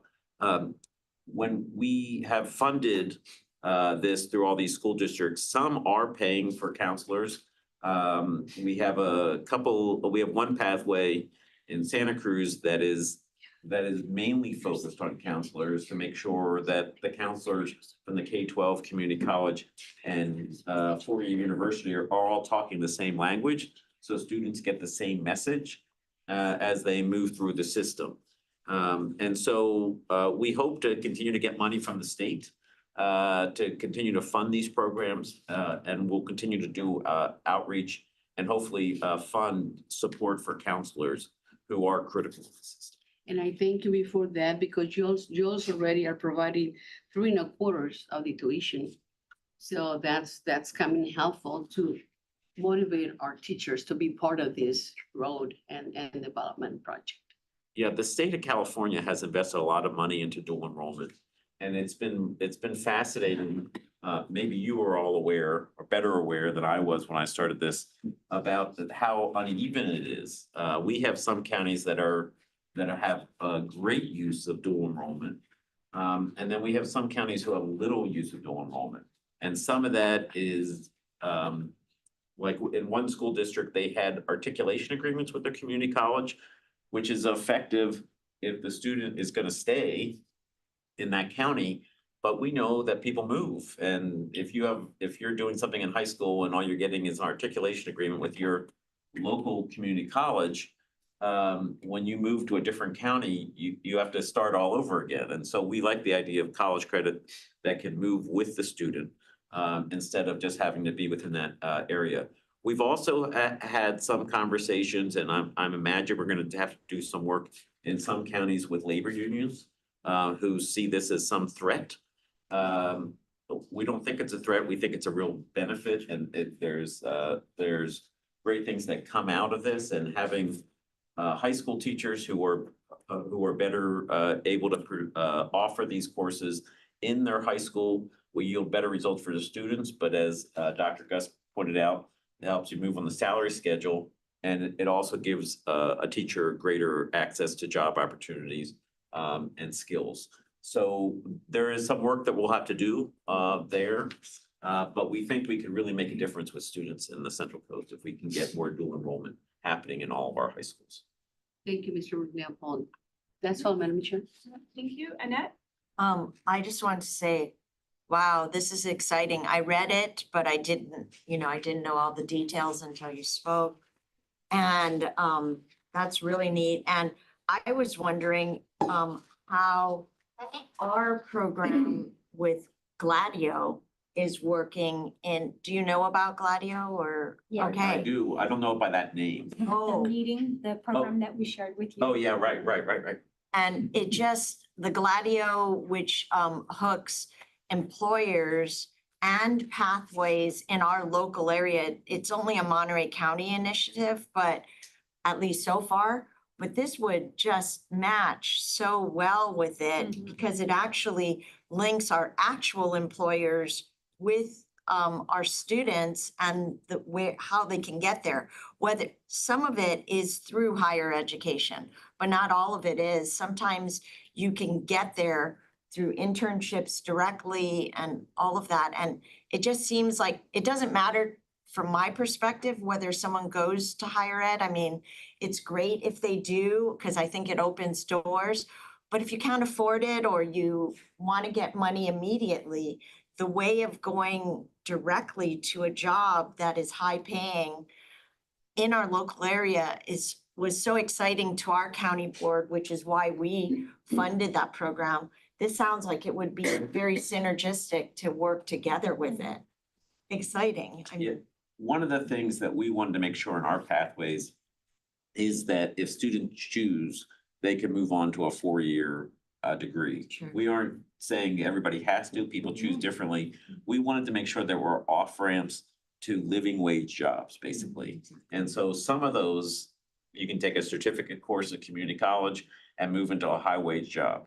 But you could also look at that and go, well, if I spend 2 more years in school, I can get even more. And we also wanted to show that high school education is not likely to yield a living wage job here. And so this is a multi-tiered effort, right? We want to work with industry. So we're actually producing students that will get hired in those jobs and have some work-based learning opportunities so they can get the work experience necessary. We want to provide dual enrollment because we think that that's an accelerator for students to be able to get to their post-secondary education. And we think it'll provide a better employee for local businesses. And then we want to make sure that educators are thinking about these jobs. I would say that when we started talking to educators about what jobs they were training their students for, in some cases we got blank stares. Because, teachers, rightfully so, are thinking about their education and there's a lot of requirements for teachers. We all know that. But to get them to think like, if you're going to be training them to be an electrical engineer, and that's what you hope, are you providing the classes necessary to make that happen? And have you taught? We had one computer science piece, and our industry representative said, where do they learn about cybersecurity? Now, cybersecurity is important these days in tech, but we found that no one was talking about it in the educational system. And so that was it, not the K-12 system, but in the 4-year, to make sure that that was a segment of their degree became important and made those students more likely to be able to get those jobs. I mean, and the other thing I would add is, you know, emphasizing dual enrollment as opposed to advanced placement, so much better, direct credit for college, as opposed to AP may or may not be accepted by the Right. four-year college that you go to. And it's just, it's works in so many ways. And I love the teacher assistance that this is doing. I mean, this is exciting. Thank you. Thank you. And we're also working with all of our community college partners to make sure that the program that we're sending the teachers to will provide Right. the backing that they need, because as you may know, dual enrollment, whether a teacher is able to teach dual enrollment is decided by the local community college. And we have found in the 6 counties, there are some that have much more strict restrictions than others. And we want to make sure that this meets the needs of all, that we have 8 community college districts in the 6-county region. Thank I you. guess basically the foundation, if I'm understanding you correctly, is that it does matter a lot. What kind of foundation are we setting at a high school level that really emphasize the future of our students? Without the foundation of going to a 4-year college or university is not there, there's not gonna happen. Yeah. So I just want to share something quickly. I attended in a conference with NALEA Association of Latino elected officials in San Diego. And one of those presenters was mainly basing their whole presentation about green jobs in the future. Yeah. And I have that jobs listed at, and they're not existing locally because this is the future. Green jobs. So hopefully with that, your criteria or your, in the future, you can implement some of those future jobs. Yeah, our vision for the future is to be able to expand the career pathways. What we have made the decision right now to go deep in these pathways rather than broad, because we really want to make a difference. But there are lots of opportunities that if you said 5 years ago that aviation was going to be a major industry in Santa Cruz, Monterey, or San Benito, people might have looked at you as sort of, a little crazy. But, aviation throughout the 6-county region is it's a big industry here along the Central Coast. We don't really think about it, but because the naval bases is in the southern part of this region, and now with businesses like Joby, there's a lot of opportunity for students. And so making sure that they understand about robotics and air and drones and aviation becomes really important because those are the jobs of the future. Thank you. I just have one more quick question. Yes, Mary. Obviously, AI is gonna be a change. It's gonna cause a lot of change in the future as to what kind of jobs are popular and which kind of jobs are not. At one time, data analytics was very popular, but as AI keeps progressing, it seems like that's not gonna be a great field to go into at some point, based on you might get laid off. Yeah. Because AI is gonna do the work for us. So how do you factor in those kind of things so that you're not developing people into jobs that may or may not be an opportunity for them down the road? Well, I think that's the important part of including industry in the conversation, Yeah. because they have a vested interest in the future. They're looking for their employees of the future. And so we want to be talking to them about what their needs are. As you say, data analytics 10 years ago was something. Now it's different, and I can't say that aviation is going to be there in 15 years. But you have to be in conversation with your industry partners. You have to be looking at labor market information to find out what's growing and what's not, and what jobs are paying, because that data helps drive the decisions that we need to make. But one of the challenges I think we have in education is to be nimble enough to make changes. So we have a partner down in San Luis Obispo, a jet company where students can take certification course at Cuesta College and move into an $80,000 a year job. But the nature of the industry changes so much that that there's a need to make changes in that certification program. It takes Cuesta between 3 and 5 years to change their courses. So he says that's a mismatch for the nimbleness that we'll need within the industry. So trying to figure out a way to balance those different needs, because there's a reason why it takes 3 years. You want to make sure that the pedagogy is correct and that you have the good educational resources, et cetera, and that there's broad use of it. So I think that increasingly schools are looking about the success of their students moving into good jobs, which hasn't always been the case.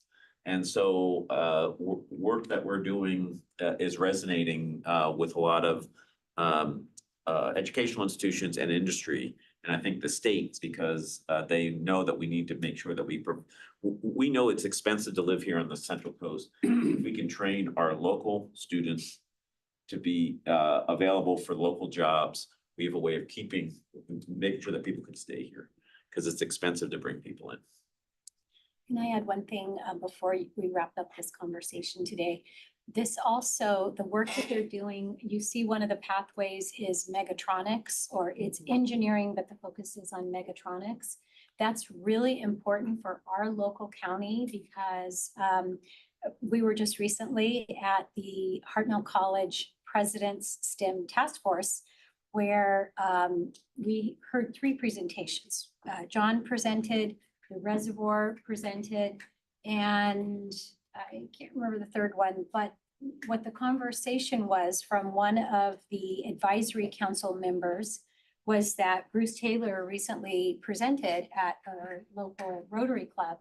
And during that presentation, what he shared was that the need for farm work is really, we're at a pivotal moment in time. Things are changing. You talked about AI, robotics. I wasn't there, but what he shared were pictures of all these robots out in the field working. And what they even talked about was that there's dialogue going on right now. I think this might have been, I'm not sure if this was Bruce's presentation or the reservoir's presentation, that they're looking at gloves. I can't remember what they were called, but the gloves that farm workers would use to replicate the moves that you would do as you're doing your job and doing it well, so that eventually robots can take over those kinds of jobs. So how does that relate to this conversation? Well, megatronics, we need to be growing the engineers that are going to create those robots, that are going to fix those robots. So the workforce needs are going to change, but they're going to change in ways that we have to get ahead of it, so that we don't end up having all these robots out in fields and nobody knows how to work them or fix them or invent new ones that are better at what they do. So anyway, part of choosing megatronics engineering is really to meet the demand of that workforce challenge here in our county. So very, very interesting conversations that are occurring right now. We also are in conversation with the mayor of Salinas, Dennis Donahue. He's also very interested in ensuring that Salinas, but also our county, is truly a leader in embracing the ag tech, biotech, the way of the future as it relates to ag.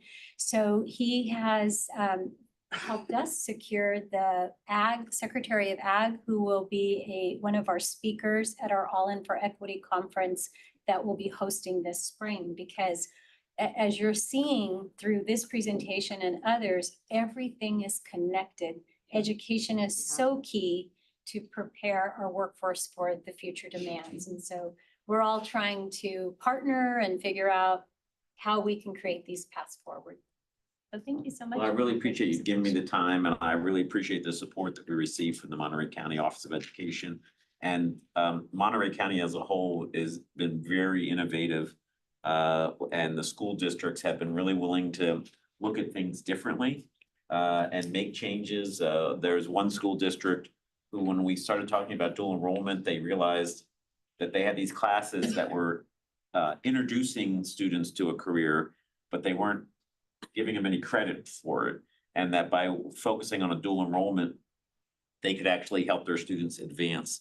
And so these conversations have been really critical, and I'm just thankful for the leadership here that you all provide to school districts. So it really helps make this element of change really work well. So I appreciate the time today. Thank you. Great job. Keep it up. Thank you. Thank you, Ashley, very much. You guys need a break? Yes. Okay, think let's do a Jenny's five, one. 5 minute break.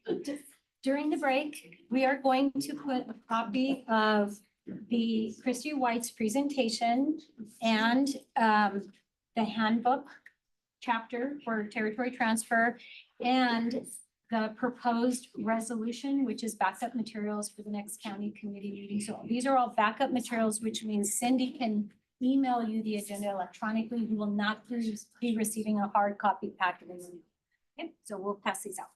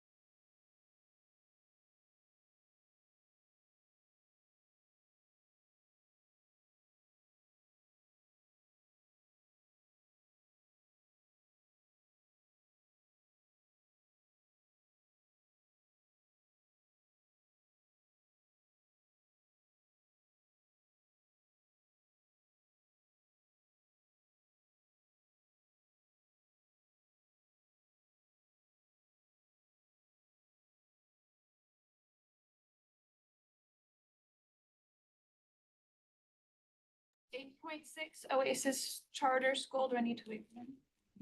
8.6 Oasis Charter School Academic Progress Report to the Monterey County Board of Education, page 133 in your agenda, Dr. Porras. Thank you, Madam President. Again, as we've got a few different items, you have Lauren Ricker here to present the presentation for this item. So we'll go ahead and pass it along to her for the academic progress report.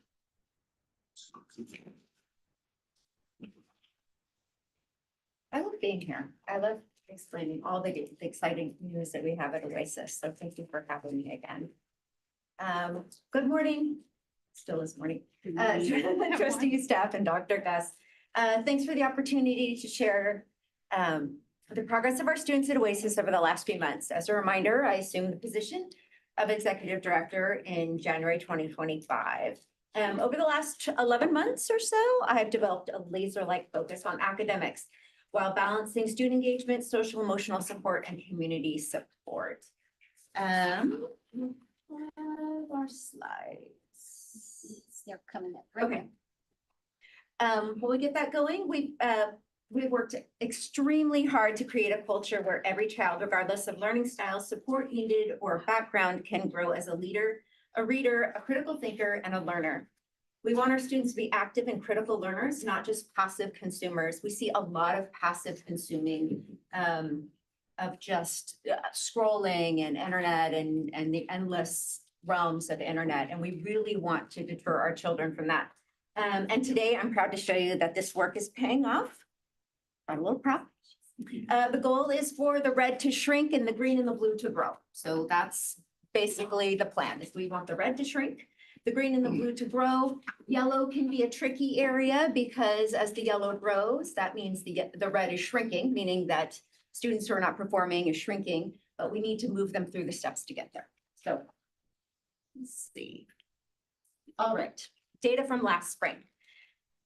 While our CAS scores have fluctuated over the years, I'm proud to say that our students' proficiency in English language arts has grown from 13.48 to 18.89 this year. Students achieved this goal because our teachers dedicated time to prepare them for the high stakes test.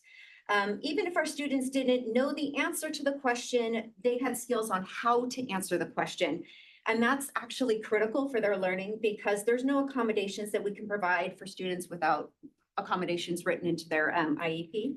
Can provide or rewording of any question to help them understand better. So basically, the question is the way that it is, and they need to determine the answer. And our teachers did a great job of preparing our students this year, giving them examples, at least an hour a week they spent from January until the test was given in May. We didn't fare as well in math, but rest assured, we're addressing that gap this year.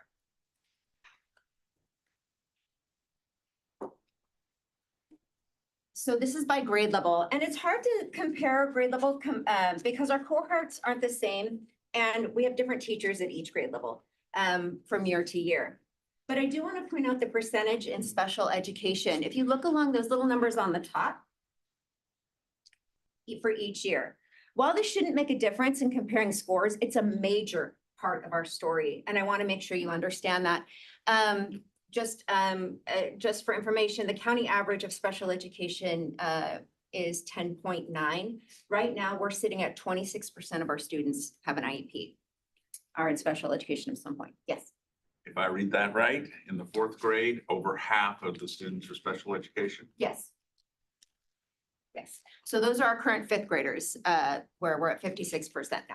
Can you give me those numbers again, county and Oasis? So the county average is 10.9%, and we're at 26%. Thank you. And as you can see that as far as English language arts is concerned, our third graders grew a little bit there. We're seeing some green and blue, very exciting. Red is shrinking, blue and green are growing. Our fourth graders, now again, like I said, those are our COVID kinders. They had a tumultuous changeover if they started with us at Oasis, as most kindergartners did. And we're sitting at 56% right now, identified special needs. That's identified. That does not include students who have not gone through an IEP process. Fifth grade, Again, I mean, the data's the data. That's what it is. All right, math. Like I said, not as what we want to see, but again, like we're working on addressing these gaps. So blue has exceeded the grade level standard, green is met, yellow is nearly met, and red is not met.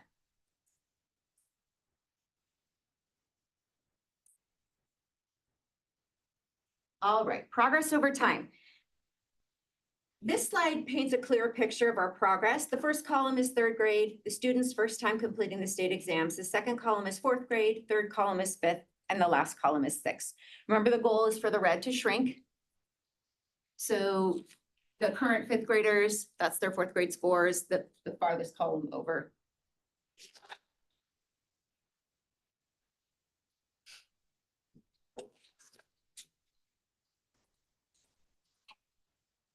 So the reason why there's more bars on current seventh is. They've taken more included attempts at the more test. times because they're older. Yeah. Now, run a prop. I'm very excited. It's a very small prop. It's my party hat. Very small. I'm an optimistic realist here. I know hope is not a strategy and hope deferred makes the heart sick. But Oasis put a lot of faith in iReady and that we adopted this summer. One of the most significant benefits is using iReady is that it makes predictions about how well students will score on the state test based on their diagnostic test, hence the tiny party hat. The top graph shows the initial testing scores from August. Again, our students had not seen iReady before. Green, yellow, red. And we knew that this was going to be a baseline ground zero, if you will. Teachers reviewed the scores with students, attended professional development meetings with iReady experts, and met to create a systematic plan to ensure growth by our October conferences. And boy, did they grow. Oh, look at all that green. We're so excited. I'll pause dramatically for all of us to relish in the excitement. Okay, I realize there's a lot on this slide. This next slide. This is a lot to look at. I get it. And as a presenter, that's a faux pas, but I wanted to highlight the growth of each grade level in the ELA and math. The column on the left is August scores, and on the right is the scores from October. And the white area showed, on the top shows students who were not with Oasis at the time of assessment. In this case, green shows students who are on grade level, yellow shows one grade level below, and red shows 2 or more grade levels below. So again, as we get farther down their experience, they have more time to fall behind. Our brand new kinders don't have any red because 1 grade below, 2 grade below, we're talking about 3-year-olds at that point. But as we get to 6th graders, 1 grade below, 2 grade below, put them at the 3rd and 4th grade level. Now, I want to acknowledge people who were here last year when I had Jacqueline Morga here presenting about her 2 students who are at Oasis and why she chose Oasis. Her son, who has profound autism, mostly nonverbal, was the highest scoring 5th grader in math in his class. So sometimes we need to give kids the opportunity to show what they know in very, very different ways. And Luther is proof in the pudding that just because they can't verbally communicate what they know, they can definitely show in lots of other ways. I'm just relishing in the green and the shrieking of red over here. All right.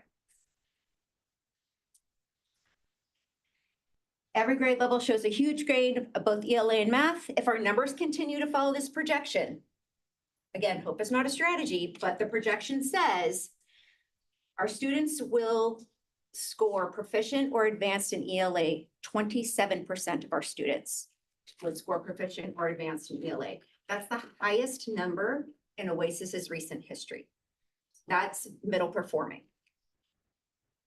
24% of our students will be proficient or advanced in math. Again, like I said, these are the highest numbers that Oasis has seen in most recent years. Typical growth. Now, we have to acknowledge growth no matter how small because Rome wasn't built in a day. Many of our students have already reached or exceeded their projected yearly growth goal by October. So in 2 months, they've already reached their growth goal. And several of our students have already reached their exceeded their stretch goal. So if you look at this graph right here, you see 100% of the growth goal right there. 4th and 6th grade, they're blowing it out of the water. They're blowing it out of the water in growth. And this, I'm not putting it all in iReady. I'm not putting it all in curriculum because I know that we have dynamic teachers who are willing to be as excited about this as the students are.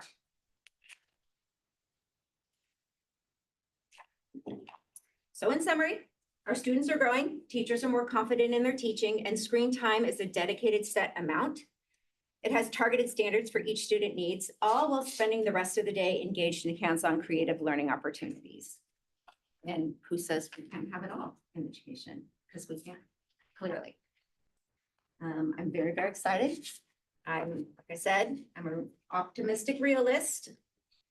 But I'll take any questions or compliments that you have. Because we're working our tails off. Yes. Oh, I'm sorry. So it was, you showed August and then you showed October. When are the next evaluations? Yeah, so iReady suggests that we only test 3 times a year. We're not doing that because we didn't have a baseline in August. So we are testing 4 times right before report cards. So we'll test them again late February. Okay. And then again in May. They have to beat that growth score. They know that.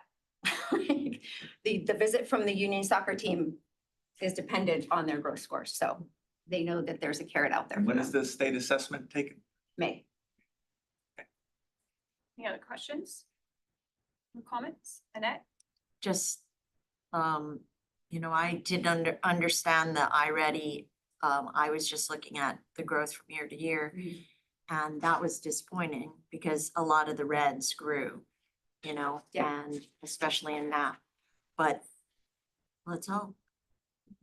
And I would like to see another report after the next set of iReady. Oh, absolutely. I will come every month if you want me to talk about it. Yeah, this is great. Mary? I know every time you come, we show our disappointment in the percentages, but I do want to thank you for your hard work. It looks like you're just passionate about what you're doing. And I think that's going to make a world of difference. Thank you. It really is true. And to speak on that, I know PK is concerned about charters and equity and segregation. And I just happened to whisper in his ear. I was like, yeah, but we're at 26% students identified with special needs. So we're not segregating and we are as inclusive as they come at this point. Wasn't talking about you. Yeah.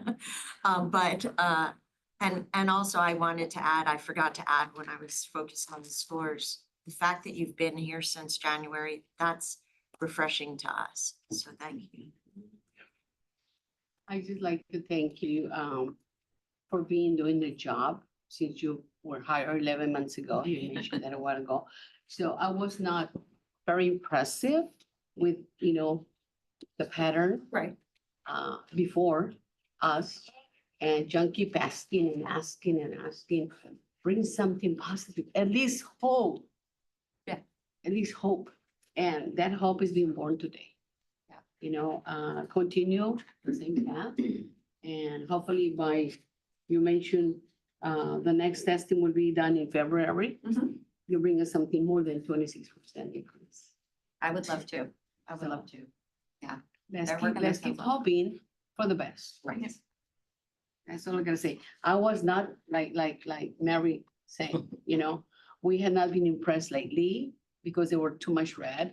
And you know what the scare about these documents is that when I open the first page and I look at the pattern of colors, I go, damn, this is out of shape. This is, but then as you go forward, you keep building up. That there's something positive happening. And also, I would like to wish you the best with the new board members. Hopefully, they become more responsible in working in collaboration with the parents and with your staff. Yeah. Okay, thank you. Any other comments or questions? All right. Thank you very much for your presentation. I tell you, party. I like the party hat. All right. For staff reports. Okay, 9.2.1, early learning program, monthly reports for September 2025, page 203 of your agenda. Are there any questions or comments on this report? Nope. Okay, thank you. 9.2.2, information technology annual report to the board, page 223. Has a question on this report? Want me to ask it again or? Sure. Just that, I mean, first I wanted to congratulate you on your exceptional assessment for the cybersecurity, which is great because it's so scary to be, be attacked, and it's happened to huge corporations that have lots of money.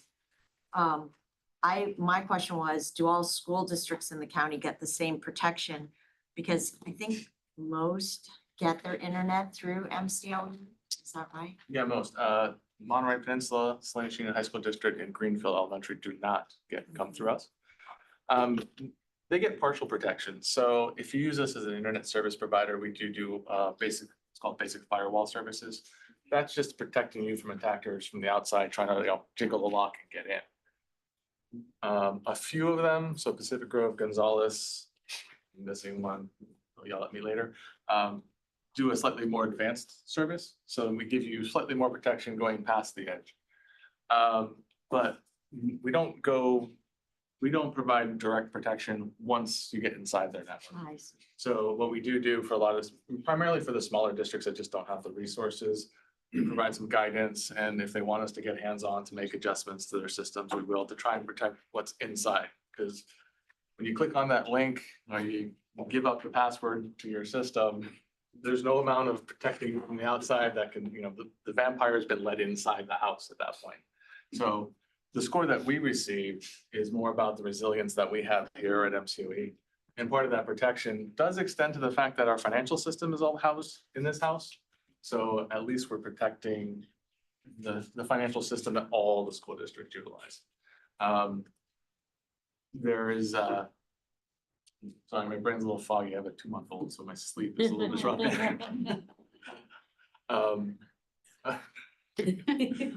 I forgot now. Anyway, our financial system is protected. And I think where you might have been going with this is all of the districts have a liability insurance carrier as well. And in order to keep your liability insurance lower, you have to provide training, and you have to prove that you provided the training and everybody took it. And so you might want to speak to what you've done there. Yeah, so, well, actually, that's where I was going was for a lot of the smaller ones, they don't have basic endpoint protection, antivirus for lack of a better word. So we've had extended our umbrella around them and provided it primarily for anybody that attaches to the financial system. Because if your laptop at the school district is compromised and you connect into our financial system, it could infect it. So to try and alleviate that potential sore point, we did that. And then, yes, trainings. We've been kind of extending efforts to each of the districts that are willing to engage. You can't make them participate, but we've kind of extended our arm around them whenever they've asked. And then there's a couple of districts that, did have some smaller compromises. We respond and help them out and try and help them clean up the mess. We're the liaison to those districts, to the federal resources and the state resources, and kind of help them with their obligations for reporting and things like that. Thank you, Adam. Thank you. Are there any other questions? No? Oh, yeah, It's not sorry. related to what he's explaining, but congratulations on your new I knew that you had a new baby when I see you there, like. I know. That's a sign. Yeah, the words are slow, that's for sure. Say hi to your wife. Thank you very much. Thank you. All right, comments by board members. Are there any comments from the board? I am passing out a written report from my written report from the CSBA County College. Oh, Oh. I forgot to do. Started it. Yeah, it's one page well, for, that's been on, we were meaning to talk about that for a while. I just went ahead and did it. Smart. Thank you. That goes down, one for Cindy. All right, thank you. Would you like us on the next board agenda to agendize the item for other board members to go? Yeah, just to remind us, because I completely forgot again. Or I didn't forget last time. I said we would do it this time and I forgot to prepare something. When is it, Tim? All Yes, right, the one in it's September, yeah. Okay, thank you, John. Are there any other board comments, board member comments? Sandra. Yes, I'd like to share with the board that some of us trustees, Heather, Annette, Virginia, and Dr. Goss and myself visited Wellington and Smith School and also the youth center. Yes. And it was very informative. And most of it, also what I enjoyed about was seeing all those students, wanting to finish their G or career or whatever they're taking. It was so exciting to just be on a one-to-one basis with the students. That was amazing. And within the same day, we got late to visit the ribbon cutting of the families. Yes, at Addison Union District.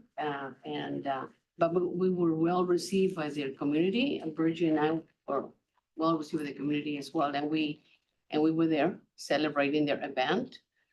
So there was our two events that I attended. Thank you. Anybody else? I'll say something up in the, for me, it was very, touching, sort of say, to see that in my students. And I think the way we present ourselves to them made them feel like they have hope when they finish. I have been in the juvenile in the past with other programs, and I always tell the students, whatever happened in the past, it's been that. Then you're here to pay for that. But when you step outside this place, you have a whole future that you can work on, and many people that you can reach to in reach your goals. So I think to me it was very important that we were there. Thank you. Anybody else? So, Peter Cassavan of Cassavan Architecture reached out to me, inviting our board to attend the Salinas, California Community Housing Action Plan. It's taking place, excuse me, at the Steinbeck Center on November 20th from 8 to noon. It's no charge for the event, but you do have to go to online to register. And I had Cindy include it on the board agenda if anybody's interested. I did register for the event, so I'll be going to that. Thank you. Okay, reports from board members, 11.1, John. Yeah, so, early last week, I got invited by CSBA to a small meeting with Speaker Rivas at his office in Salinas. And so I worked with Dr. Gus, as she had mentioned before, we had talked about before, putting together a letter advocating based upon all these interdistrict transfers and, the funding issues that the small districts are having, advocating for a look for, an evaluation of how we could better fund small districts with declining, with rapidly declining enrollment. So we got that letter put together and we sent it over to Speaker Rivas's office, and then we had the meeting on Thursday. Myself, Roger Snyder, a member of the board from Salinas Unified School District, and a member from the board from up in Aromas, which was actually the district that Speaker Rivas attended as a child. It was a very good meeting. He had our letter on the desk.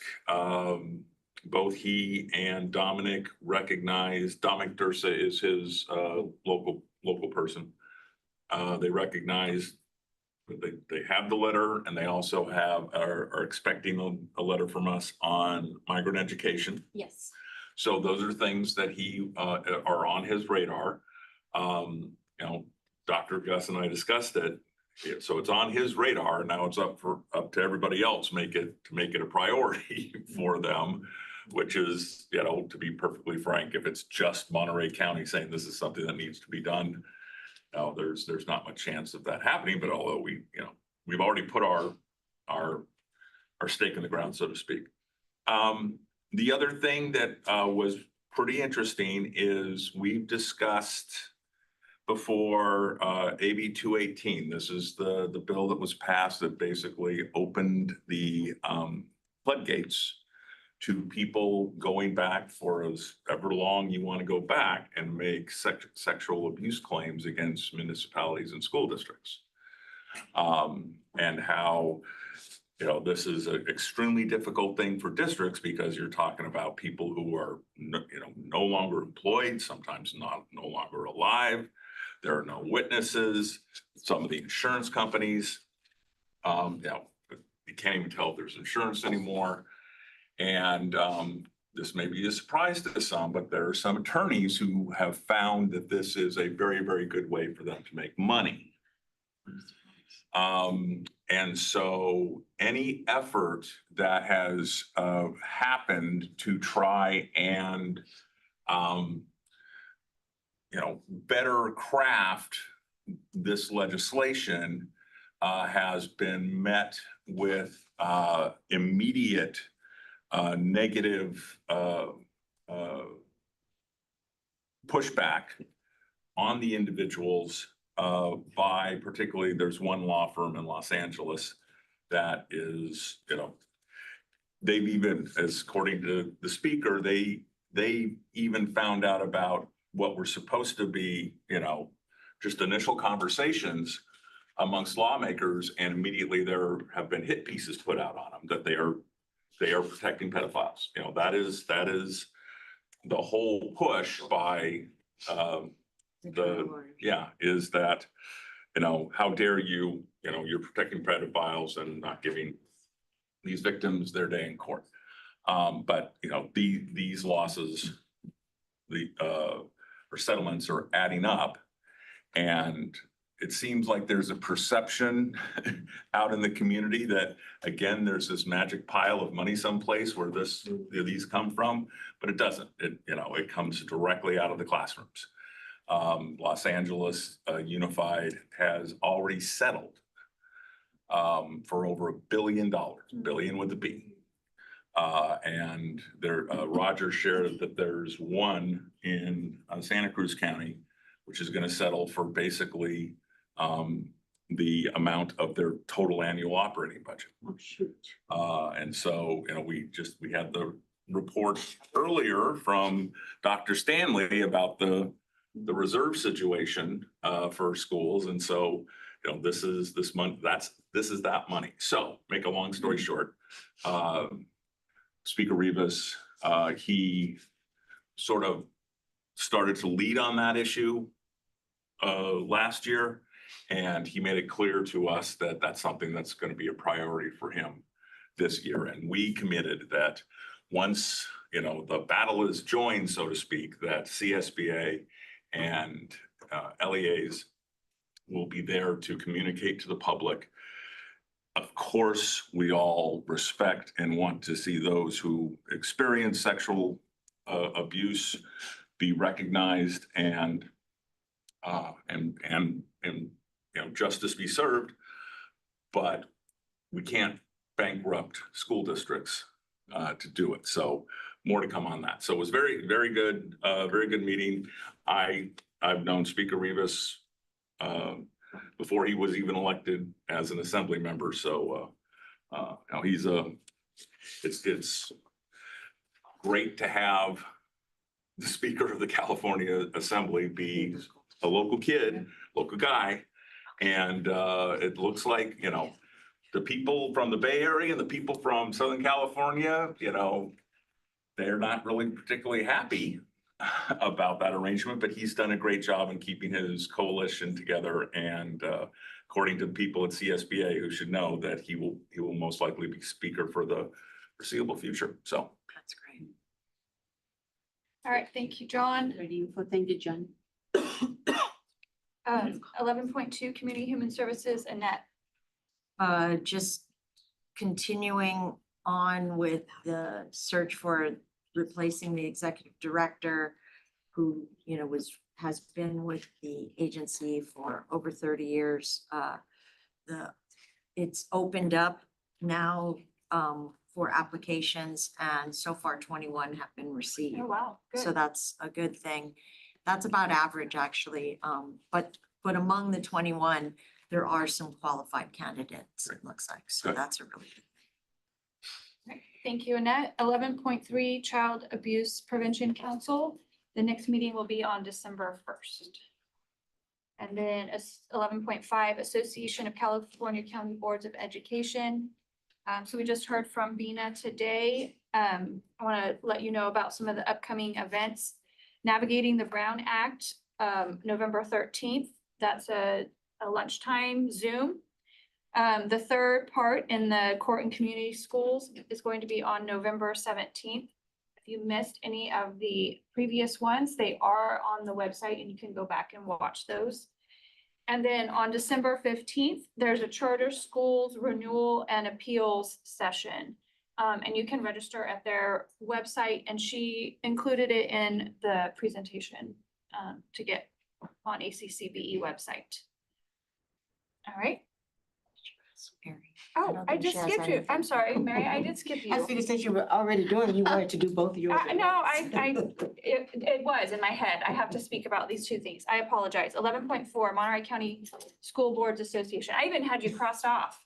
Oh, you did? Oh, yeah, I just Oh, my crossed you right goodness. off, Mary. I'm sorry. Well, I do have a short report this time. Normally I don't have one because we only meet quarterly, but we did meet on October 20th by Zoom. And we had 12 districts represented, 14 did not show, which is kind of an issue that we don't have that many people showing up for our meetings since we only meet quarterly and by Zoom, I might add.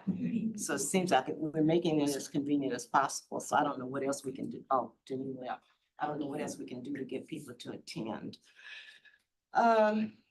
They did have, I guess they did a survey on the trainings that they did this year to see which ones were popular. And apparently we only had 5 listed.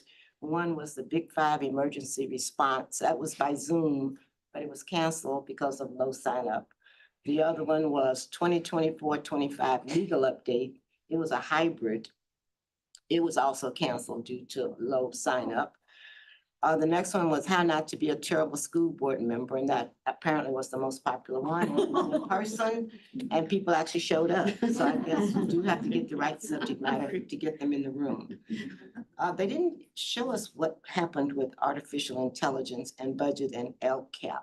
So I don't know, and they were in February and March. So it doesn't say they were canceled, but it doesn't say what the attendance was either. They had some topics for 25-26, and there were 16 topics, I guess, that were submitted. And of the 16, the top 3 were 1, effective communication between board members, the public, and the superintendent, and how to communicate with the unions. The other was Brown Act, how to run effective board meetings and policy making. And the third was unraveling the mystery of school finance budget and the uncertainty of future funding. So hopefully those will be well attended. Let's see. We did talk about our annual dinner, and they threw out 2 dates, and it was April 23rd and April 30th to be held at Hartnell College, where I think we've had it for the last 2 years at least. And I guess the date will be determined based upon availability at the school itself. So as soon as they identify that, hopefully Robin will send it out so you can get it on your calendars. Even though it's quite a ways off, it's 2026, but still. I know you busy people, get your calendars filled up very fast, social calendars. And I think that was it. I already went over the nominations that we'll be talking about in December. So I won't go over that again because we'll have a chance to do it in December. So when you get your packet next month, look at the And think of candidates Yeah. and be ready to vote. Indeed. Thank you, Mary. Consideration of future or items for future meetings. 12.1, proposed future commendatory resolutions. Resolution to honor Robin McCray, Chief Executive Officer for Community Service, Human Services, in recognition of her retirement. And 12.2, proposed future agenda item, Amazon presentation. Our next meeting date will be December 17th at 9 a.m. And agenda items will be due on December 5th. And I would like to adjourn the meeting in memory of Rose Felicetti. Felicetti. Yeah. Felicetti. So meeting is adjourned at 11:41. Thank you very much.